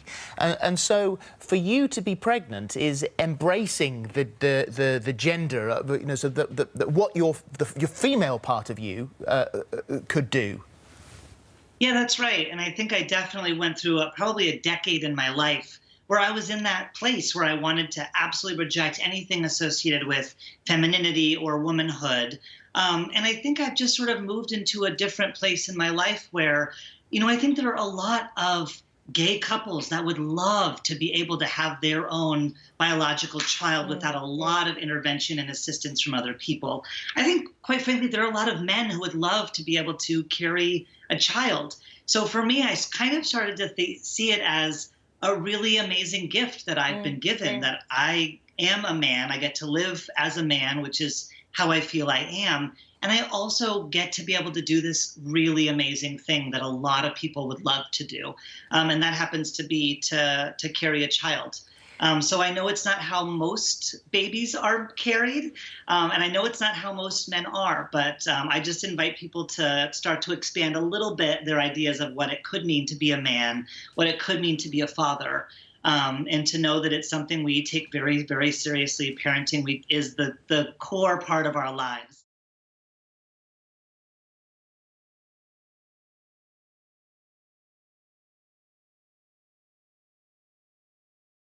Let's meet our first guest, who shares his home with 4 elves. What? Yep. But before you start having visions of Santa's workshop, these elves are actually life-size dolls that cost over £3,000 each. Since acquiring his first elf back in 2014, Nick Royett spends his free time dressing them up, doing their hair and makeup, and even taking them to bed with him every night. Well, he's joining us now with his unusual family. It's great to have him with us. Hi there, Nick. How are you? I'm fine, thanks. How are you? Yeah, really intrigued to meet you, Nick. Before we get started, will you introduce us to your family of elves? Sure, yes, no problem. The one to my right is Farishi. She's a forest elf. I call her, the Gaelic is Glass, because she's green. This is Iche. She's a drow elf, or a night elf, or black elf, a dark elf, sorry. This is Sorche. She's an Airgid, a silver elf. She's the princess guardian of Kavina, who is the queen elf, and she's the gold elf. Ah, and Sorche was your first elf. Have you always collected elves, Nick? Sorcha. No, it all came out. It was something that happened. I used to fly model aircraft, and one of the guys said to me one time, he said, "You've got no pilots in your aircraft." So I thought, oh, it'd be quite nice to have an elf in my aircraft. So I did some searching online to get some elf pilots. I couldn't find any, but I did find that I could find this place would make me a full-size one, and I thought, oh, I'd like a full-size one. So that's what I got, and Sorcha was the result. So when you say, oh, I'd like a full-size elf, I mean, that's quite a leap from trying to put one in a model aeroplane to actually having a full-size one. What was it about having a full-size elf or a full-size doll that you thought would be fun and interesting? Well, yes, that's exactly the point. It is fun and interesting, and I build, I make their armour, I make their costumes, I do their makeup. Recently we had Sorcha on the back of a horse in full armour. Took some photographs of that. So it's an ongoing hobby. I've decorated my house around them. So it's an ongoing process all the time. And when you say you've decorated your house, what have you done? Well, it's this one's not quite the same as my house in Birmingham, where it was like the inside of a cathedral almost. This one is a bit more sort of Gothic, shall we say? So I've put the Gothic backdrops up on the walls. They're actually I've used them as wallpaper. So that the house looks bigger, because it's not very big here, to be honest, and it looks bigger, and it's sort of a nice background for the elves, and it makes good backgrounds for photographs. We just had a little I think one of the elves has been getting into our sound here, because we all one of the naughty elves, the Christmas elves. Can we just double check we can hear you, Nick? Oh, that would be Iche. She's mischievous. Iche's a bit mischievous, so it might be her. Nick, one of the fascinating things about this, and people will be sitting at home watching, saying, and clearly you enjoy their company, but what have the elves brought you that you're not getting from some human companions? Well, they're here, basically, Ben. They're always here. So were you quite lonely then, Nick? Did you? I mean, is the point that actually you were quite happy on your own and you didn't have a lot of friends, and actually this has been a sort of way of creating a surrogate family? I have friends, but I quite like my own space. In fact, I like my own space a lot, and I enjoy their company, because they're there. I don't do the psycho thing, and I don't sit there and have conversations with them. But if for instance, I trip Iche is sitting there, and when I walk past, I sometimes catch her feet, and I say, "Oh, sorry," and things like that. So you do anthropomorphise them a fair bit, obviously, because it gives them all personalities and a presence. And that's what you want. But other than that, they don't interfere with your daily life. Well, I was going to ask you about your daily life, actually, Nick. So how do you function, and what do you do? And do you have a set routine that you do every day with them? Not with them particularly, per se, because I have lots of daily routines, because I still work part-time. There's just the general sort of day-to-day running of the house, because I'm on my own. It's the house needs looking after, it needs repairs, the garden needs doing. Since I've been here, I've built a shed, a workshop, a porch. I've had a conservatory built on the back, a new bathroom, done all the insulation in the ceilings, had a new roof, had solar panel. The list goes on. Yeah. We saw a little picture, I think, you and Iche. Iche's the one that you take to bed with you, and I think one of the things that people... This one, yeah. That one there. But one of the things that people will be wondering is whether the relationship you have with the dolls is more physical as well, but that's not the case, is it? No. I mean, all I have, because I mean, she's wearing more clothes than most women do. No, just cuddle. They're nice to cuddle. It's better than the sadness of just cuddling a pillow, isn't it? And the lovely thing is that they actually warm up. And because they've got metal skeletons, they actually retain the warmth. So as long as they've got the bed covers on them, you can get out and potter around for a bit, come back to bed, and they're still lovely and warm. And of course, they're not hot or anything like that. They're human warmth. And what do your friends or family make of this, Nick? And have you had much negativity or criticism about it? No, actually, strangely enough. Some people, obviously, strange people, strangers to the house, I should say, come in and sometimes they're a little bit shocked, especially when they see Kavina, because she's so tall, you know. she can be a bit scary, which was the idea. But normally people just say, you know, they're a little bit fascinated by them, you know. It's surprising how many people come out of the woodwork about how they like sort of Lord of the Rings and elves and all that sort of thing. I've got people across the road, they're into the Lord of the Rings, and I've got people next door but one, they're into dragons, you know. So it's surprising how it draws people out, and generally speaking, people just find them beautiful. I did take Sorcha to have her wig done one time in the city centre in Birmingham, and it was a place where ladies who have cancer have wigs, you know, when their hair falls out. And I took her in there in a nice little black dress, and she was all done up and everything. And without fail, every single one of them wanted to see what her boobs were like. Wow. So. Okay. Yeah. So everyone's intrigued by the anatomy of these dolls and also your relationship with them, aren't they? Yeah. Well, to be fair, most people don't really ask about the relationship with them. I think a lot of people obviously make assumptions, but generally speaking, they don't ask. So will you be having Christmas at home with all 4 ladies? Yes, I will, yes. Excellent. Yeah. And have you bought them presents, Nick? Do you do things like that? Or is there Christmas outfits? Ironically, I don't really... I like to build them stuff or whatever, but ironically this year, this Kavina's already wearing her new under costume. That'll be modified when as time goes on. And I've just bought Sorcha a new under costume as well. But it's more complete than I normally have, because I normally modify other clothing to suit you know, for their costumes. Yeah, amazing. Nick, it's been absolutely fascinating. Thank you for giving us a little insight into life with at home with you and your 4 elves. They are extraordinary creatures, aren't they? They really are. Yeah, they're beautiful. I love them.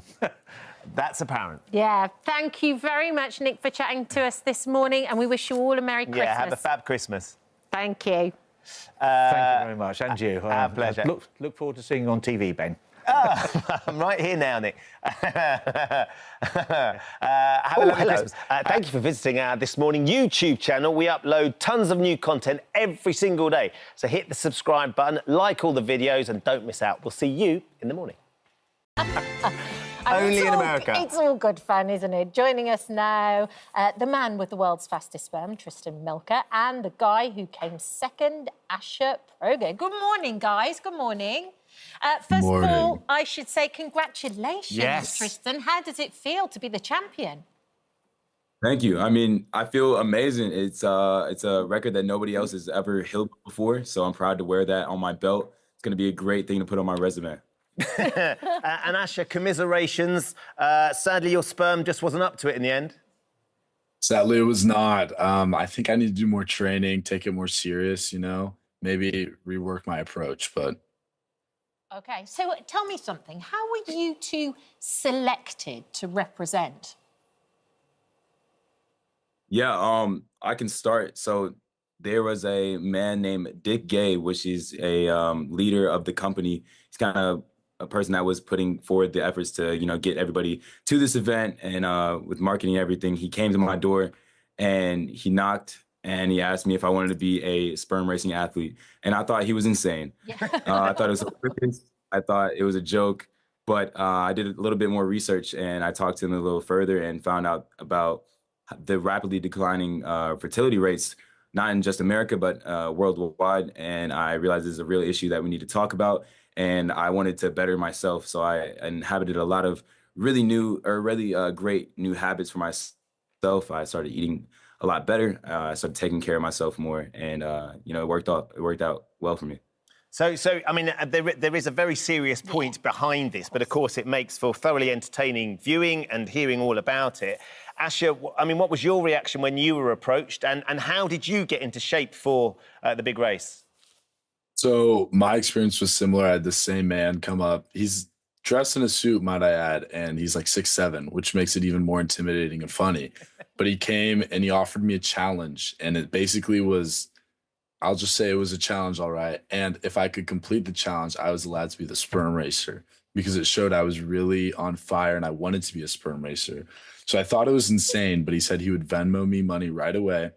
I did the challenge. He Venmoed me the money, and I realized it was legit. So then I joined, and I started getting in shape, and more of a, I started taking supplements and stuff. But other than that, I already was working out, eating clean, making sure I got to bed on time, all that. So I didn't change all that much, but I did definitely start taking supplements I hadn't before. So what you're saying is this actually is a professional sport, because you both got paid money to donate and to take part in the race, didn't you, Tristan? Yeah, we got money every single week in order to enhance our biometers. So that means, buying correct foods that are rich in zinc, antioxidants, going to the gym every single day. I got a dietitian by my side. I had personal trainers. This is a real professional sport. And I know it sounds very silly, especially to people that haven't heard about it. I've become a little bit desensitized to it, but it is a real thing that you can train for. The more healthy you are, the more healthy your sperm is. And what about, can we just talk, well, two things. What was it like watching your sperm race? Because we're watching this, they've sort of AI'd it up a bit, haven't they? They've gamified what actually was happening to make it more engaging to watch. But what was that like, Asha, for you guys, watching the sperms race along that track? Well, I'll say for me, it was very terrifying after that first one, because I was like, am I about to get slimes? Like, am I about to get covered in this $2,000 racing suit I just got? But we didn't know exactly what it would look like. So it was very, we didn't know who would win, obviously. It was completely real. We don't know what it looked like. So when they came really close and then tied and his barely beat mine, that was intense, I will say. But it was basically a live rendering of the actual sperm positioning on a racetrack. And then they took that data and transmade it in through like Unity or through Unreal Engine or whatever. And that's where we see the animation. I mean, I love the two of you eyeballing each other at the same time and the drama of it. What's the prize you win? Do you win, is it just bragging rights, essentially, or do you win a prize? I mean, I get to brag all day long to my school, but I also won $10,000. Wow. Well, look, congratulations to the two of you. You've properly entered into the spirit of it, which is hugely important, and it is a bigger subject as well. And we thoroughly enjoyed meeting you both. Best of luck for next year. Asha, maybe if you put a bit more hard work in, your sperms might be up to it. Hopefully. That is entirely the goal. We want to make this a sport, so we're going to have tons more races. We don't know exactly when the next one is, but I will be training hard. Hopefully they'll let me compete again. I don't know what Tristan's future holds, but his is probably bright as well. Well, unquestionably, he's got super fast sperm. It's very bright. Thank you both for joining us. We're in the studio now, joined by Britain's foremost authority on men's fertility, urologist Jonathan Ramsey. Jonathan, thank you for joining us. I mean, it's thoroughly entertaining for us to talk about, to laugh about the nature of this, but there is a really serious point to what they've done, isn't there? Well, there is, and I think they're to be congratulated for actually doing it, because men are typically reluctant even to talk about their fertility, let alone to enter into a sperm race. So I think these two guys are to be congratulated, and they've brought awareness, because awareness is really the first stage of trying to correct something that may not be quite right. And fertility rates have dropped. Why is that?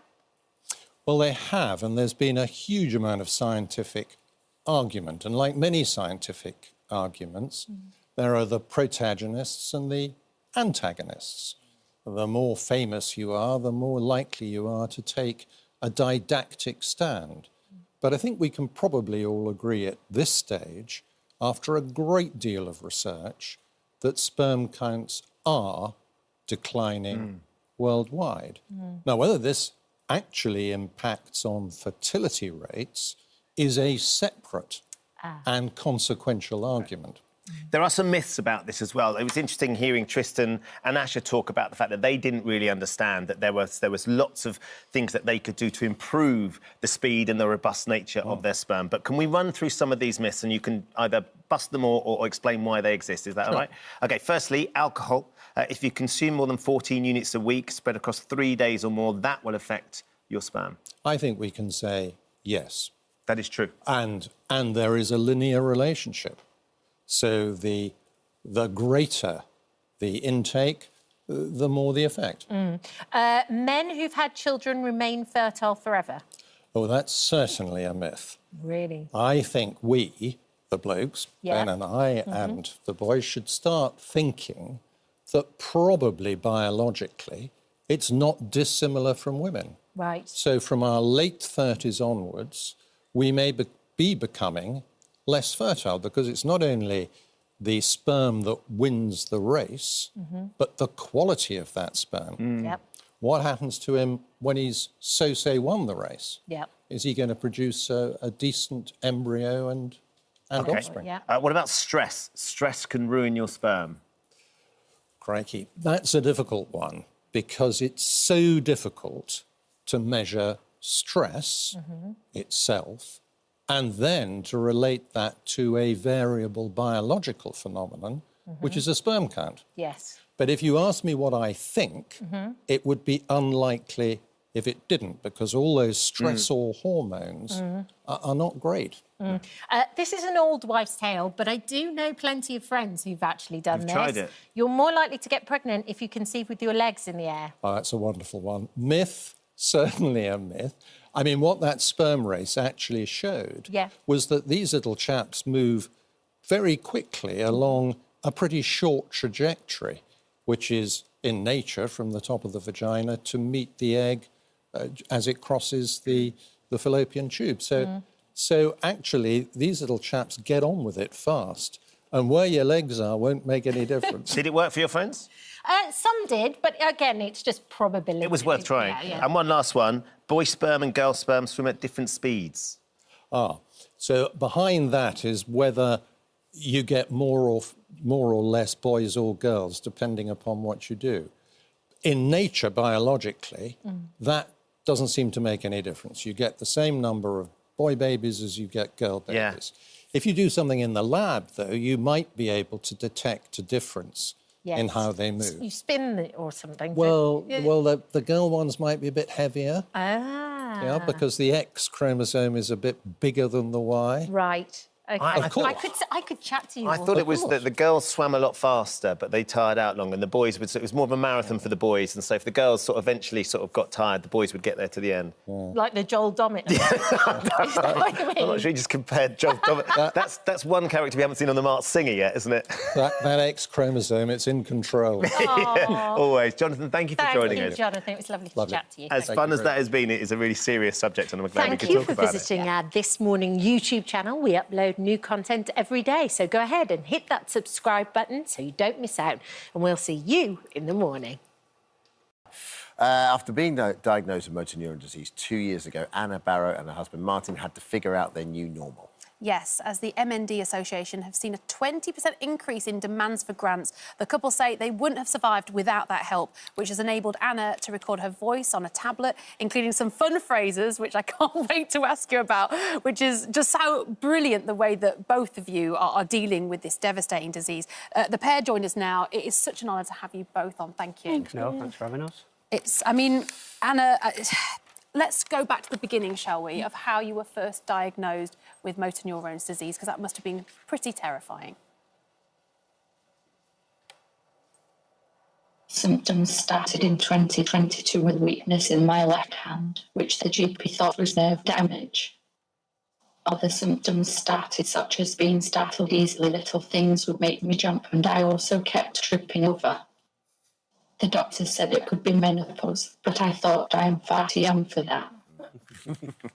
So Anna went through a 18-month period of having some symptoms and started in her left hand, getting a bit weaker, and then moving to the right hand, a few trips and falls, and got put on a long waiting list to see a neurology team. It was only, Anna had a little bit of an episode, spent 2 weeks in hospital, and then it was the nurse there that thought, you know, something's not right. 2 weeks of tests, wasn't it? Being smacked with a hammer on your knees, testing your reflexes every day, and then we were. It was the day before she went home, so the 2 weeks we were given a diagnosis, weren't we, on the Thursday? And Martin, for your point of view and your family's point of view, are you thinking about that new reality, or were you just that when you got that diagnosis, was there that element of shock, or had you started to prepare for it? I don't think you can prepare for it. They always say don't Google symptoms, which we didn't really, but as it got to the end and we didn't know, so it was an absolute shock when the consultant took us into a room and gave us a diagnosis, and we just cried for a while. It must have been a good hour. She kept on coming back in, going, and we had a conversation there and then, didn't we? And first thing we said was, what about the girls? That was our first. You've got 3 girls. Yeah, 3 girls. 20, 16 and 15, right? Yeah. Wow. So they're absolutely amazing, and they've been brilliant. But, that was our first thought, was the girls, and initial shock, and just sort of had to restart our lives, really, didn't we? All the plans that we had, and, it's just difficult being told that you've been diagnosed with something with no cure and no treatment. Can't even imagine, Anna, and especially when they sort of, first of all, were sort of saying menopause, which feels so, every woman at some point will go through that.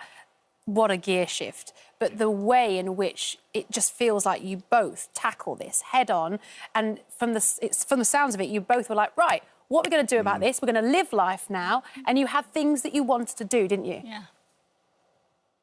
Definitely. Martin and I have been married for 18 years, and we wanted to renew our vows. I wanted to walk down the aisle. We have always wanted to take Tilly, even travelling to Disney. We went for Christmas and New Year. It was amazing, and we made memories we will cherish forever.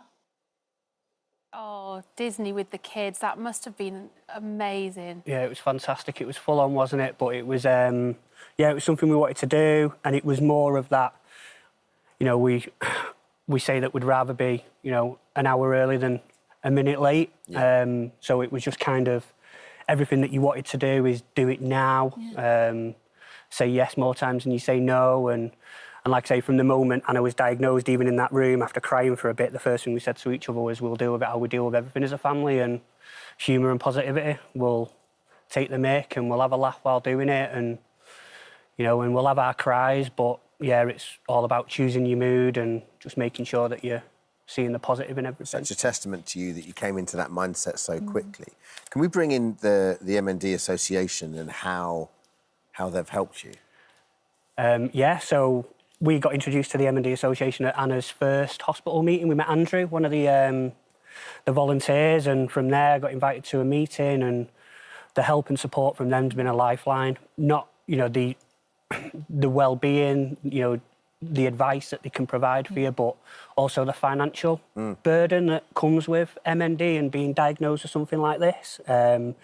We've received probably about £5,000 worth of grants from the association, which is out with cost of living. So when the bills go up in April, we can get a grant which kind of offsets that. So it's just one less thing to worry about. And they've been absolutely amazing, haven't they? And we can always reach out to them when, no matter how small the question or how big the challenge, they're always there for supporting us. Well, exactly, because how would any of us prepare for this? You've got to change your whole house, I presume, and the way you can move around. Yeah, so we've gone through all of that, home adaptations, and that was the same thing, of that mentality of do it now. And so we've had our house adapted, and we had another grant from another charity who provided a grant for flooring to make it all accessible. Yeah.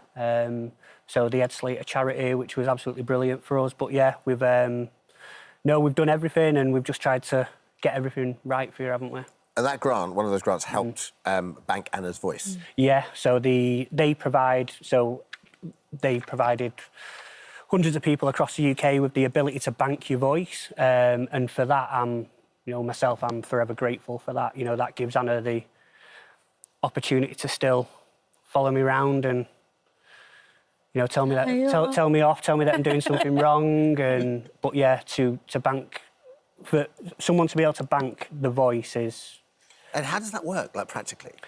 So, yeah, it's quite simple, a piece of equipment. Anna recorded a voice on a laptop. She had to say 50 phrases, which then created Anna's voice, but then she also got the ability to record 300 of her favourite phrases to make it more unique, to keep, you know, it more personal. So names, sayings, you know, in-jokes within the family, that northern humour. So, yeah, it's a really straightforward process, but the process was actually really difficult emotionally. Yeah, Anna, did you find it emotional recording those? I found it an emotional process. I had to stop and start because it was upsetting, knowing the reason why I was doing this was because I might not be able to say these things in the future. So, like, names and sentimental phrases were the most challenging to record. I didn't want to think about losing the last bit of me. Bless your heart, because I suppose I understand in the way that you've got to record them while you still can say all those phrases, because you start to lose that ability, which obviously you're still doing very well with today. And, you know, you're an incredible woman. And what I love about you so much, and when I heard about this, I said, I can't wait to meet her. You've recorded some cracking phrases that you can fire up at any point. Talk me through some of your favourites. I have a few. I say to Tilly, even Fallon every day, crack on. If they need a bit of encouragement, slay queen. Slay queen! If they have done something fabulous, or they look good, or just because. But my absolute favourite is, grab me a Prosecco. There we go. Oh, a girl after my own heart. Grab me a Prosecco. Echo through the ages, don't worry. That's so fantastic. Wonderful. So good.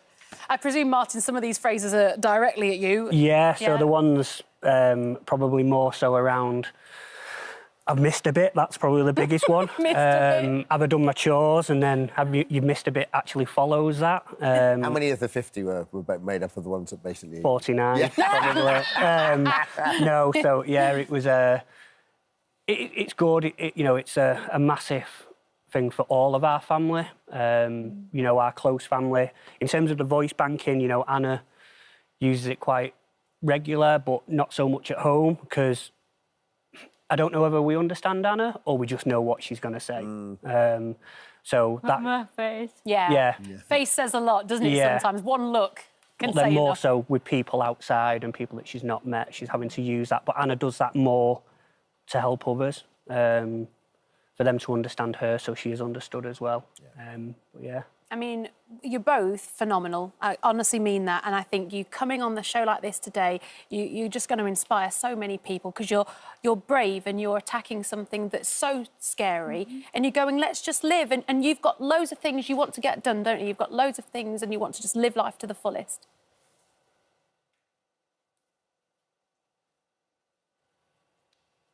Holidays are a little tricky now with the accessibility and financial barriers. But I have learned that there is no place like home surrounded by the people I love most, my family and friends, relaxing in the garden with a glass of Prosecco. There it goes again. Now I spend my time raising awareness for MND and the amazing community. Martin and I are doing what we can to spread positivity in what can feel like a hopeless situation.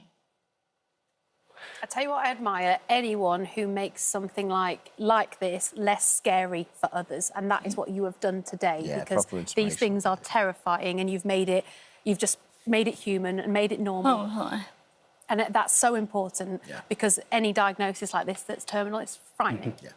Thank you so much, guys. No, thank you very much for having me. Really appreciate it. Thank you. Thank you so much for visiting our This Morning YouTube channel. We upload new content every single day, so go ahead and hit that subscribe button, and we'll see you in the morning.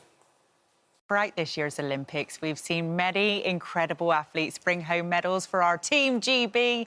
But our next guests didn't just win medals for our country, they did it all with very young children. Yeah, major cuteness alert at home, OK? Because this is going to be so lovely. Matilda Hodgkins-Byrne won a bronze medal in the sculls, whilst her 2-year-old son Freddie cheered her on from the side of the boating lake. And Amber Rutter gave birth to her beautiful baby Tommy just 3 months ago, which is incredible. She brought home silver. Should have been a goal, Jose. Well, because, there's a bit of controversy about that, there should be VAR in shooting. The Olympic champions join us in the studio now. Good morning, both. How are you? I'm good, thank you. Yeah, it's good to be here. And you've both got your medals. You've looked at you. Hello, how are you? Oh, oh no. Normally kids really like me. He'll go from very shy to running around and polling everything in a minute. Oh, yeah, right. Well, do you know what? Super mums spring to mind. One, how do you both look like you do? And two, how were you bringing home medals with such young children? Absolutely incredible stuff. I remember when I had mine this age, I couldn't even hardly leave the house. How did you do it all, Matilda? And for me, I think it was all I knew to carry on rowing. I was able to train throughout my pregnancy and then pick it up again after.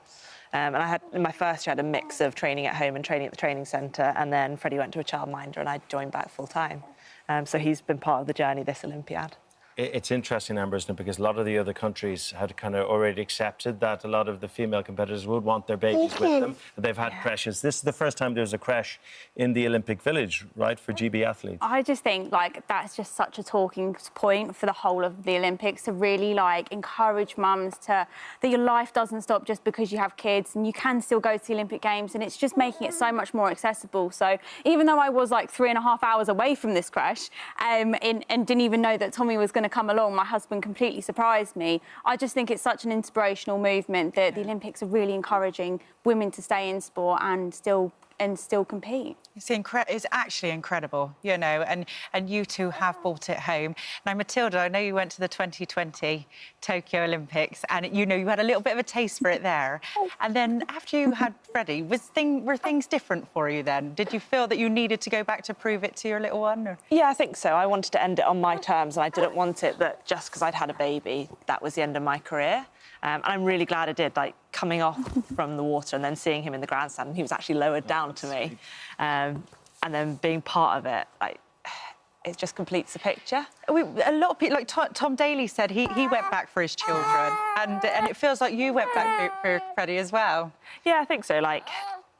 For me, it's my job. So, and all my friends have gone back having had their children. So I'm just going back to do my job. And thank God you did go back. You've had Helen Glover there, because Helen Glover has, one of our greatest Olympians, and she's 3 kids, and she's managed it, you know. But, it would have been tougher for her 4 years ago as well, because we were seen as this amazing thing. We need to make this a normal thing, don't we? Yeah, definitely. And I think UK sport bringing in a maternity policy was, very, very pivotal in this. Before, it wasn't something we considered that it would be possible to carry on being pregnant and stay funded.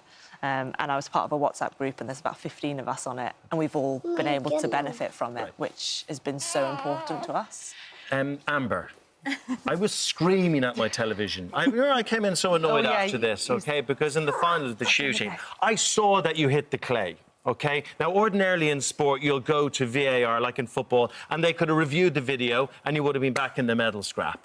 But they wouldn't do it. I know. Oh, my word. It was a really tough one to take, but that's sport for you, and it happens so often. And I know it wasn't just me that was affected in that final. Some of the other girls as well, that they were convinced that they hit shots, but there was just no VAR system to look back on, which is actually quite surprising, really, because I know a lot of the other sports had it.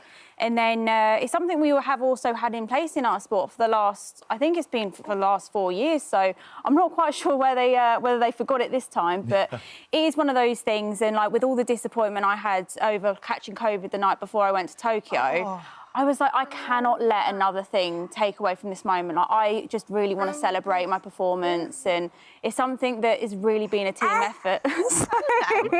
We saw Noah Lyles last night. He didn't get the gold medal in the 200 metres because he found out he had COVID the night before the race. And my word, you can plan for so much over 4 years, but then these things come along and just tear it all apart, can't they? Oh, yeah. When we got back from our training camp, suddenly COVID was a thing again. I think we were in Italy, we were kind of a bubble safe from it.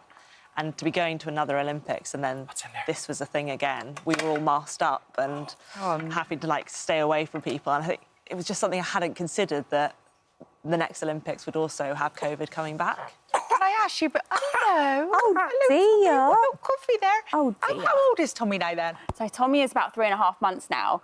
So... How did you fit it all in, Amber? How did you fit in your training as well as a 3.5-month-old? I'm not going to lie, it's been tiring, and I have to always thank my mum and dad and my husband James. Like, this has been like a real team effort to even, like, mentally just, like, think, because there's been some really tough moments where I felt like proper mum guilt over leaving him with my mum, like going back to training, and then still, like, having to put in a good performance. And it has just been the craziest few months, but it is a massive thanks to the team around me as well, and British Shooting, UK Sport. There's, like, so many aspects to it that have really made it possible to even make this comeback. You've been ordered to get Daddy. Daddy, you can bring in the toy. Bring in the toy, Daddy. Bring in the toy. Daddy's coming in with the.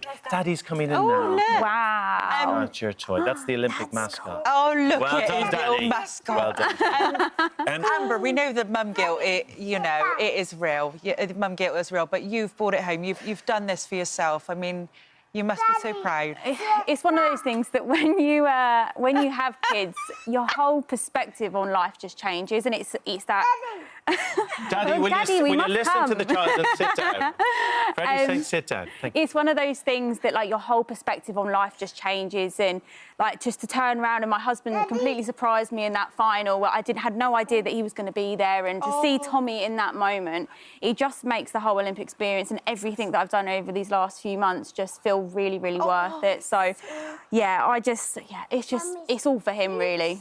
Matilda, can you give us an idea, particularly your event? I know the excruciating pain you go through whilst training and racing. I mean, rowing is really a physically brutal sport. What's it like as you cross that line and you know you've made a podium? What's that feeling? Just relief. We were so relieved. We knew going into it we were considerably faster than everyone thought we were. But you knowing... Thank you. You knowing what you're capable of versus the rest of the world and then actually being able to deliver it. The Olympics results aren't always what you expect them to be. So going over the finish line and then knowing we've got a medal when we definitely weren't expected to, yeah, we were just so relieved, and that is so surreal. There was a story in today's papers about the medals, and I think, was it a skateboarder saying his medal had gone a little bit funny because he wore it and he thought the sweat had affected it and there's a bit of deterioration, but actually mine has it's happened as well. on yours as well. So this was all, when we saw you get this on the podium, it was all beautiful and shiny. Can I hold it? Will I hold that too? So can you see it's kind of a little bit... And that's not from... You haven't dropped it or anything. You see it all...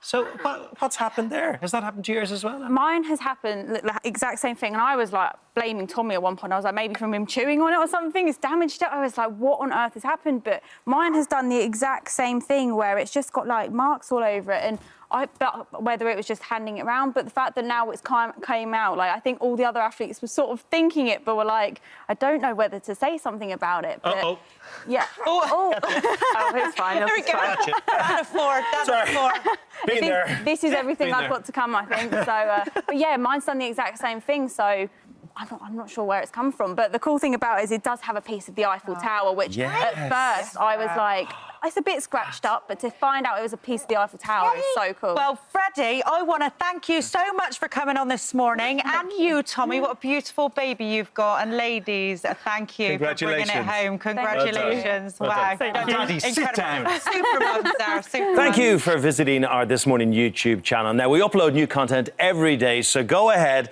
and hit that subscribe button so you don't miss out. And we'll see you in the morning. They're the former anti-corruption police officers who in 2015 left their jobs to spend more time with their families. But Emma Coles and Sam Hutchinson quickly found that they missed the adrenaline rush of their former jobs. And after setting up their own detective agency to catch out cheating partners 5 years ago, the spy mums are in high demand and they join us now. Good morning. Good morning. So, spy mums, you didn't really like that title first of all, but now you kind of like it, right? We've come to love it. Yes. OK. We were on the show before, and a couple of years back. we advertised in the paper as well. And the title was Spy Mums. And at the time, we were like, oh, it's a little bit cringy because obviously we run a professional company, and it kind of made it into a little bit of a joke. So we weren't keen at first, but we have come to love embraced it now. it. Yeah, you delivered the results. I mean, Yeah. and it's true. Yeah, it's not frivolous. So how did you set up the agency? So we both did many, many years in the police and we worked in covert roles. So we really loved the undercover stuff, sneaking around, following people, spying on people in the police. We ended in the anti-corruption intelligence unit.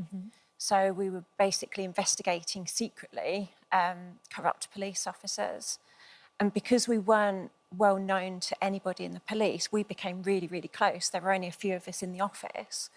So we became really good friends then, both got pregnant at the same time, had our babies within a few months of each other. And then they started going to school and we were kind of thinking, oh, that is what awful, do we do that now? stage of being like, not knowing what to do anymore, like, you know, and not having that adrenaline rush that we'd been used to for so many years. And we thought, well, how can we home our skills in? All the stuff we've learned, all the covert tactics, everything we'd learned over the years, and our dealings with the members of the public, and thought, you know, we can do a good job here. And So it was developed. So, Sam, you started off sort of setting up the agency, and then offering what sort of services do you offer, and how much would it cost to have you guys investigate somebody or something for a client? Well, we do a range of services. We deal with infidelity on quite a large scale. We also deal with catfishing, a lot of fraud cases and scamming. I mean, we've got one particular one at the moment, which is really quite scary, because we used to say to people, like, know who you're talking to, you know, and they've entered into a relationship and they've invested emotionally. And we used to say, well, have a video chat with the person, so at least you know you can see a face at the end of the call and you know you're talking to a real human being and not somebody else. But this has progressed now, and we're dealing with a client now who has had that video call with the person, but it's not a person, it's a bot. And AI So has been AI used. is now making things even harder. And he's had a conversation and believed that conversation with that person. That person has stolen the identity of somebody else completely who had no knowledge of this and has been talking to him now as a bot, effectively, in that AI world, and it's so scary. So you realise how vulnerable lots of older people are, or people that sort of, you know, are looking for a sort of company, whatever that might be. But in order to do that, what would I have to pay if I had somebody that I wanted you to go and investigate? Well, our prices range, don't they, Em? Yeah, so for surveillance, for instance, if you suspected that your partner was cheating, it could be anything from, say, £250 for a really simple case. We've had some clients paying like £20,000, depending on the level of information they need and the resources that we need to actually find out the information. I mean, it might be that somebody only cheats once a month. And obviously, if we're going to follow them, it might take a month to actually catch them, or they might do it on the first day. We prepare a bespoke package for every individual, and every individual is so different, and every case that we get presented with is so different. So you can't give like just a general price, because it varies so much, like Emma said. And it's not just relationships that you investigate either. There's lots of other different cases, right? Yeah, we've found more recently that people aren't getting the service they deserve from the police. And if people have got the money to pay for it privately, they're coming to us because they've had no luck having their case solved. So they come to us and we basically do the job of the police. It's like high-value motor cars.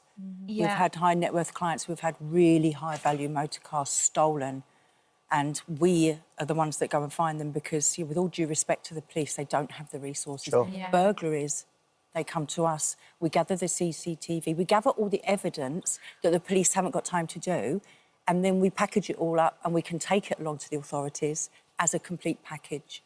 Now, you have celebrity clients, you've had some royal clients as well. I know you can't talk about individual cases, but are they sort of looking at you to investigate similar sorts of things? Similar, yeah. high-profile people have kind of a different level of information that they need and protection as well.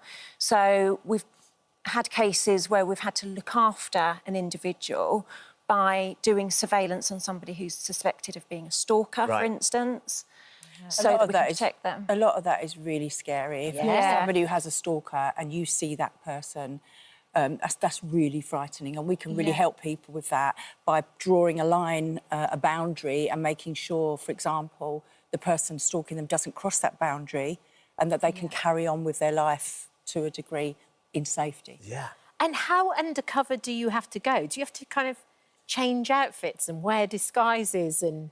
So in the early days, we did a lot of the surveillance ourselves. Right. Obviously, now we're on TV and we're showing our faces, so we can't do that. We have some really good operatives who work for us. But yeah, in the early days, it was quite interesting, actually. Sam had a really good job where she was a different person throughout the whole day. 7 outfit changes. No, That's more than even I did. In the car, in the toilet, in the train. It was, it was quite a day. But I made my appearance change that many times in the day, not to be noticed following somebody. But like Emma says, you know, we're the face of the business now. Yes. We're trying to bring a more softer approach. I mean, our clients, you say, look at how our clientele have changed over the last 5 years. Yeah. We have a lot of male and female clients, but a lot of males come to us now because although there's other investigation agencies out there that are guys and they run perfectly well and they're great guys, but they sometimes feel easier opening up to a woman. Just to have those chats. They find it really difficult to open up to a man like that. Yeah, and we have people on the phone in tears to us, and I don't think they would do that if a man was answering the phone. Definitely it's just not different. easily. One of the things we're quite excited about, though, is that there's going to be a TV drama of some sort based around what it is that the two of you have done. Yeah, that's really exciting. So a few years ago, we were contacted by a big film production company because they'd seen what we're doing. So, yeah, that's all in progress at the moment. We're sitting down with the writers and that's all being made. It's going to be a fictional drama. So the question is, who'd play you? What do you think? No, I really want... I was going to say Hannah Waddington, but actually Cat Delia, I think would be... She don't come cheap, you know. She don't come cheap. So, Cat for you... I'd have Michelle Keegan. Michelle Keegan. And Michelle and Cat would be great, wouldn't they? Put me in your contract. Also, Ben, talking about AI, and there's a lot of AI, I saw you in Men's Health magazine. Yes. I think there's a bit of AI going on there. Was it real? That was Model's Own. That's all. And I'd be very happy for you to investigate as well. We'll see you after. Thank you both for coming in. Thank you so much. Glad everything's going so well, and I'm sure we'll have you back when the drama's on as well. Definitely. Thank you for visiting our This Morning YouTube channel. We upload new content every day, so go ahead and hit that subscribe button so you don't miss out, and we'll see you in the morning. And Ocean joins us now live from New York. Good morning, Ocean. Lovely to talk to you this morning. Good morning. Thank you so much for having me. The documentary is absolutely wonderful. It's truly, truly fascinating. Where did your love for sharks come from? Where was your inspiration from? Yeah, thank you so much. It really probably came from my parents. My parents, my grandparents, my great-grandparents, I come from a long line of water people.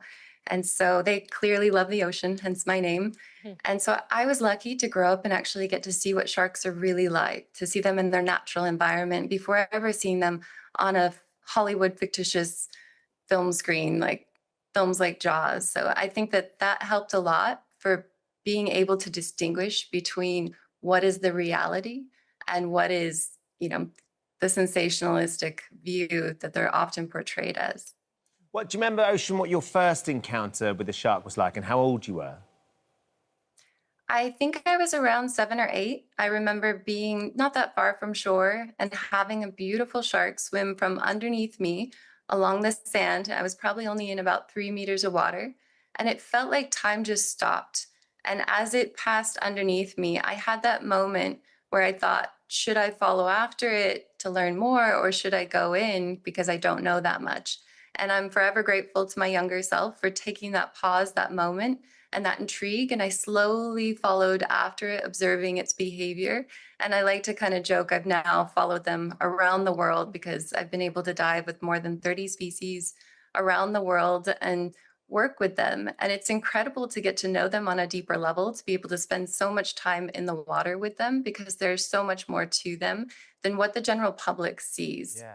Were you scared, though? Because even at 7 or 8, a big creature, whether it's a shark or not, swimming underneath you can be very intimidating. I think I had a natural hesitation, and I think that people, it's good that they have a natural hesitation about things that they don't understand, which is why I gave it some distance and followed from a distance.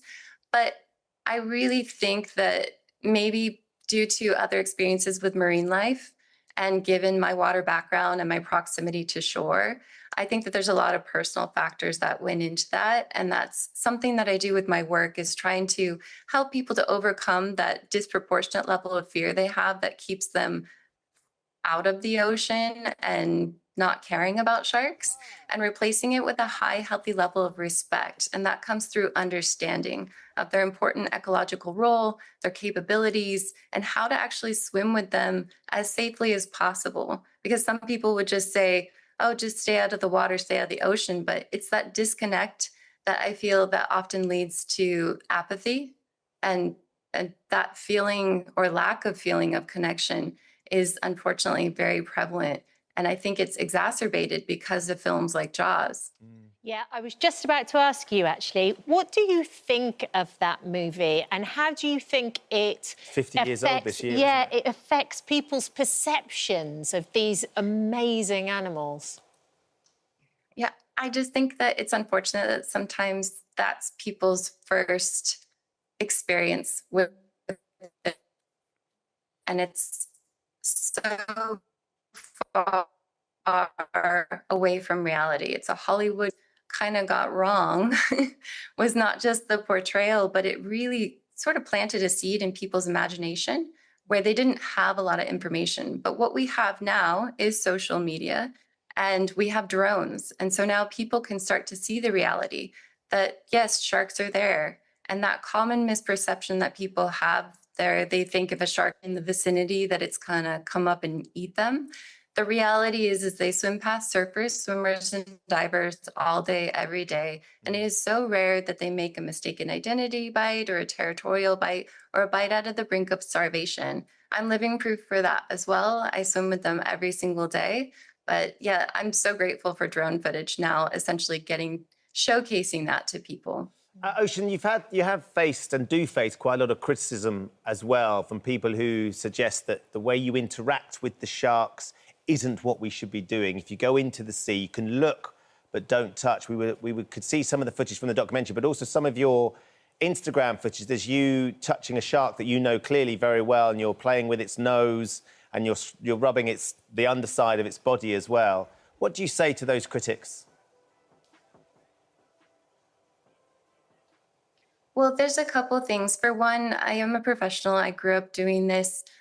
So I'm not trying to encourage people to replicate what I'm doing. I have a 6.5-minute breath hold. And obviously, I spend my entire life focused on this. But I do that so that I can teach people what to do in an emergency situation. I want to help people coexist, because if they're just afraid of sharks and they don't know what to do, either they're going to encourage a bad interaction if they're approached and they panic and they splash and thrash like an injured animal and swim away. And also on the regards of touching, sometimes it's necessary in those situations when you get that less than 1% of the chance where you have an inquisitive or curious individual who comes up. And even then, most of the time, they're still going to turn away. But for people who are critical about me touching sharks, I just wish that they would redirect that attention towards the touching of sharks that actually harms sharks. So shark finning kills over 100 million sharks every single year, as well as bycatch in the industrial seafood fishing vessels. And then we've got culling going on in Australia and South Africa. Shark fishing is still prevalent over in the United States. And some deep sea sharks are even getting fished out just for their liver oil for cosmetics, pharmaceuticals. And many sharks are killed just for their jaws and teeth for the souvenir trade. So if you really, truly, actually care about sharks or care about wildlife being touched, please help save some of those sharks. Don't criticize me for putting my soft little human hand just pushing the shark away gently, which doesn't harm the shark. Ocean, can we talk about your technique a little bit? Because you talk about it in the documentary and you almost compare the sharks to horses and how they feel kind of electrical impulses. And in the documentary, you go from making yourself small to kind of making yourself big and then kind of redirecting the sharks by pushing on their nose and pushing them away. How did you create this technique? And were you not terrified the first time you did it? So growing up with horses certainly helped me because you have to be able to leverage off of them to maintain space so that your feet don't get stepped on, so you don't get kicked, so you don't get knocked by their head. And so it's natural with working with horses to maintain physical contact that also allows them to sense sort of your tension. And so I know that maybe only horse people totally understand that, but for those people who have dogs or cats, I think that maybe they can understand that when you walk into a room with your pet, that they can pick up on tension, stress, intention, and that if an animal were to run at you, and this is including human animals, that you might need to maintain space. So putting a hand on top of their head or snout, locking out the elbow to be able to leverage or maintain space is just a safety technique. And so I share that online, not as a showy type thing, but as an emergency procedure, because I'd rather people know what to do if a large, curious shark swam up to them, rather than what I think the human instinct would be to panic, splash and thrash like an injured animal, which is just sort of going to provoke that predatory response. So it's kind of like teaching kids in school, if they were to catch their shirt on fire, you don't just run around, you stop, drop, and roll. And so if you're approached by a large shark, you don't splash and thrash and panic and turn your back and swim away, encouraging it to chase you. You look at it, you face it, you extend your fins towards it, if you have fins on, or any inanimate object, surfboard, camera, whatever it is. And if anything, move at it. And yeah, if it comes up that close enough to touch, at the last minute, putting your hand on top of the head, closing out the mouth, locking the elbow, and moving off to the side. Now, I understand that these safety techniques, I've obviously trained a lot of people to do this. I've got a team of marine biologists that work with me in Hawaii at One Ocean Diving. We guide people in the water all day, every day. We wouldn't be able to do so responsibly if I didn't teach those people how to do this for that 1% of the time that they get that curious. But I'd still rather people have this information for safety purposes, because my ultimate goal, trying to get people to coexist with sharks, it means that I need to help them to actually coexist. Otherwise, they don't care if sharks exist, if they just think that they're monsters and they don't know what to do, or they don't know much about them and they don't understand them. We generally don't protect that which we do not understand. So I'm just trying to help people understand sharks on a deeper level. You do a great job The of it. documentary goes a long way to certainly illustrating that they aren't monsters. Hopefully, I'll never be in the situation where I have to employ the technique, Ocean, but I know what I need to do if I do get a shark coming towards me. Thank you for joining us. It's very early in the morning over there, but it's been lovely to meet you. Thank you. Thank you, Ocean. And The Shark Whisperer is on Netflix Oh, hello. now. Thank you for visiting our This Morning YouTube channel. We upload tons of new content every single day. So hit the subscribe button, like all the videos, and don't miss out. We'll see you in the morning. But we're starting today by meeting a real-life superhero, aren't we? After contracting meningitis when she was just 15 months old, Tilly Lockie's hands were amputated to save her life. But through state-of-the-art bionic arms, she's been able to live a life to the fullest. Tilly is now 19 years old and yesterday became the first person to get the most advanced wireless hands in the world, which are incredibly controlled by her mind. Tilly joins us now alongside robotics engineer and all-round clever clogs who helped design her hands, Joel Gibbert. Welcome, both of you. Yeah, welcome. Tilly, I haven't seen you for ages. You came on the show a few years ago, didn't you? 2020, I think you were. Yeah, a couple of times. My first time with you guys, though. So yeah, nice to be chilling with you. It's nice to have you back, Tilly. Let's start at the beginning for people who don't know the story. You were just 15 months when you contracted meningitis. Yeah. It came at a cost. You lost both of your hands at the time. And the thing is, with something like this, it's such a big thing. Do you even remember a point when you felt different from anyone else? Yeah, like, it's completely life-altering, body-altering operation, obviously, and luckily I was so young at the time, so I don't remember it. I've kind of, like, had no hands my entire life, you know? So it's just something that I've always known myself to be like. And growing up, yeah, there's definitely some challenges, like, you're adapting to a world that is designed for 4 limbs at the end of the day, and something that has been a journey has been prosthetics, and through my own experience I've been able to see like that evolution firsthand, you know, so it's been really, really cool. I think that's the most fascinating thing, is how many iterations this has had for you. So, I mean, when you started, what were your bionic arms like? What were you using? Well, my first prosthetic I ever got, I was 2 years old, and I was like pretty much fresh out the bandages, and that wasn't technological at all. It was basically like a tube to put your arm in. There were like these 3 prongs tied together by elastic bands, and the way it operated was with this hook on the thumb, which would attach to a harness, and then the way I'd move like my upper body would pull on strings and make it move. But obviously, 2 years old, got barely any bodily coordination anyway, so it was a bit of a nightmare. And now you see them and they're like 3D printed, muscle operated, and yeah, it's been wild. And when you're little, all of that, your gross motor skills, your fine motor skills have to be developed with that in mind as well, I suppose. Yeah, yeah. And I think for me, it was like more, I wasn't just adopting it as my hand. Like, I just didn't really know what was even going on at that point. So it's been a journey. Yeah. It's been a journey. Now, obviously, you're here to show off your new bionic arms. Yes. I've been watching you on Instagram, actually. It's so interesting. So tell me about these arms that you've got at the moment. So these are the brand new Hero Pro. We had the Hero Arm, and this is Hero Arm next level upgrade. So they're pretty cool. They're still like 3D printed, muscle operated, but we've got all this extra capabilities now, which is really, really cool. And Joel, you actually designed these. What got you into bionics? Well, probably playing with Lego as a child. What got me really interested in technology. That evolved into electronics and robotics. And then I wanted to do something that would have a positive social impact with technology. So got really into bionic hands and prosthetics.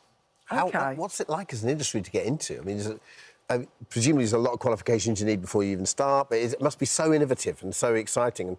And looking at Tilly's journey, has come on so much in the last, 10, 15 years?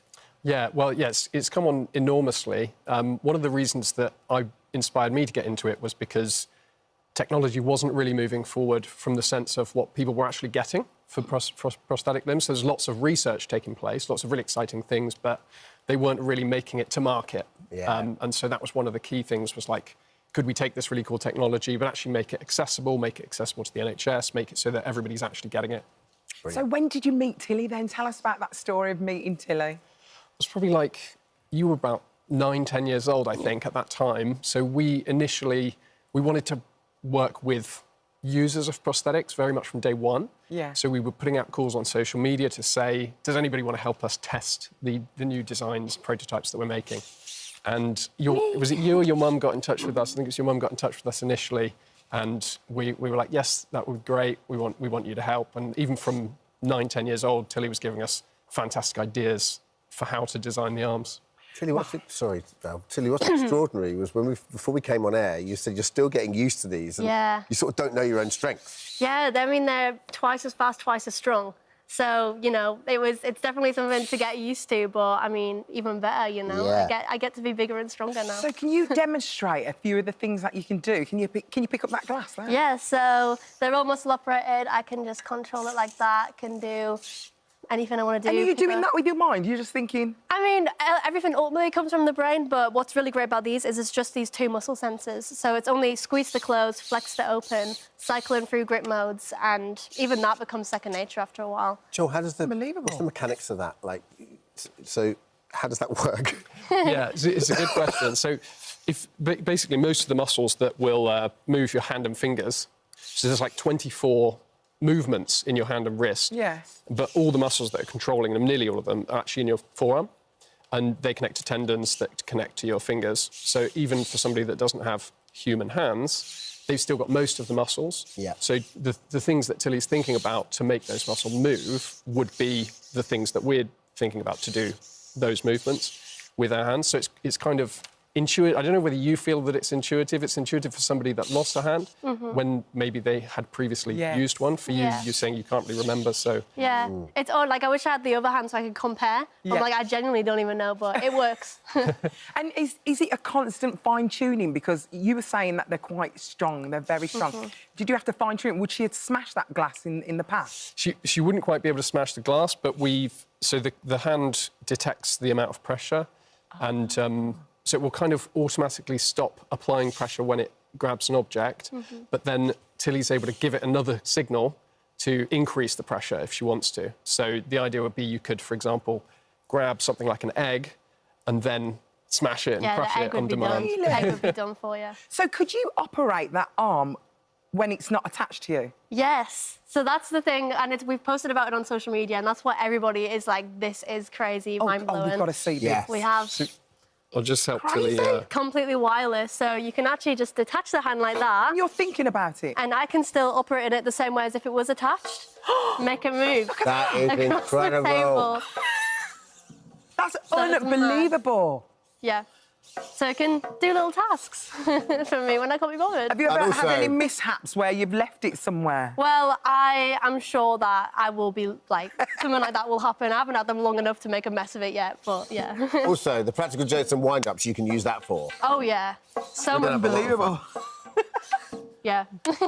Oh, my goodness. Joel, what's the future for this? Like, obviously, it must be hugely expensive, the research and development and the manufacture. So, are we going to... will there be a time where this can be available on the NHS? Or? This is available on the NHS now, yes. Yeah, so these have been developed with a lot of feedback from NHS prosthetists, specifically designed to make sure they are available through the NHS. And can you change the colours and things like that? You can, yeah. So there are covers you can put on the outside of the arms. You can have different designs and colours. I mean, this has been life-changing, especially for your music as well, Tilly. It's really been life-changing for that, hasn't it? Yeah, I mean, it just gives me the opportunity to... It's just things people take for granted, like being able to hold a microphone and, like, express with the other hand, even to be able to, like, shake someone's hand or, like, throw a peace sign, you know? It's the little things like that. But, yeah, if I didn't have them, I would just be, like, stood behind, like, a mic stand probably, but it just allows me to, like, prance around and be crazy on So stage. your company's Open Bionics, and Tilly, you're working with Open Bionics now. Yeah. So what a great poster girl to have, right? Couldn't think of anyone better. No. She's fantastic. Tilly, if people are watching this at home and they're going the start of a similar journey that you were when you were 3 years old, and the parents are watching and they're in the depths of despair at the moment, what message would you like to give to them?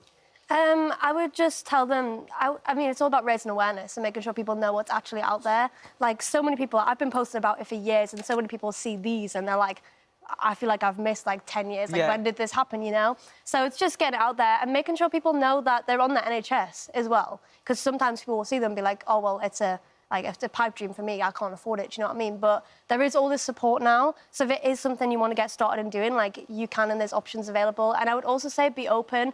The best thing about Open Bionics is they're so open to feedback, and it's through people, like, using it, like, and going about their day-to-day lives. They're the ones who can give feedback and make them ultimately better, and that's what I do. And in a wider context as well, like, the fact that people at home who might be going through a similar thing can see a 19-year-old that's young, vibrant, that's got the rest of her life ahead of her. Exactly, yeah. It's brilliant. Thank you. Thanks, Joel. Thank you so much for joining us. Thank you so much for visiting our This Morning YouTube channel. We upload new content every single day, so go ahead and hit that subscribe button, and we'll see you in the morning.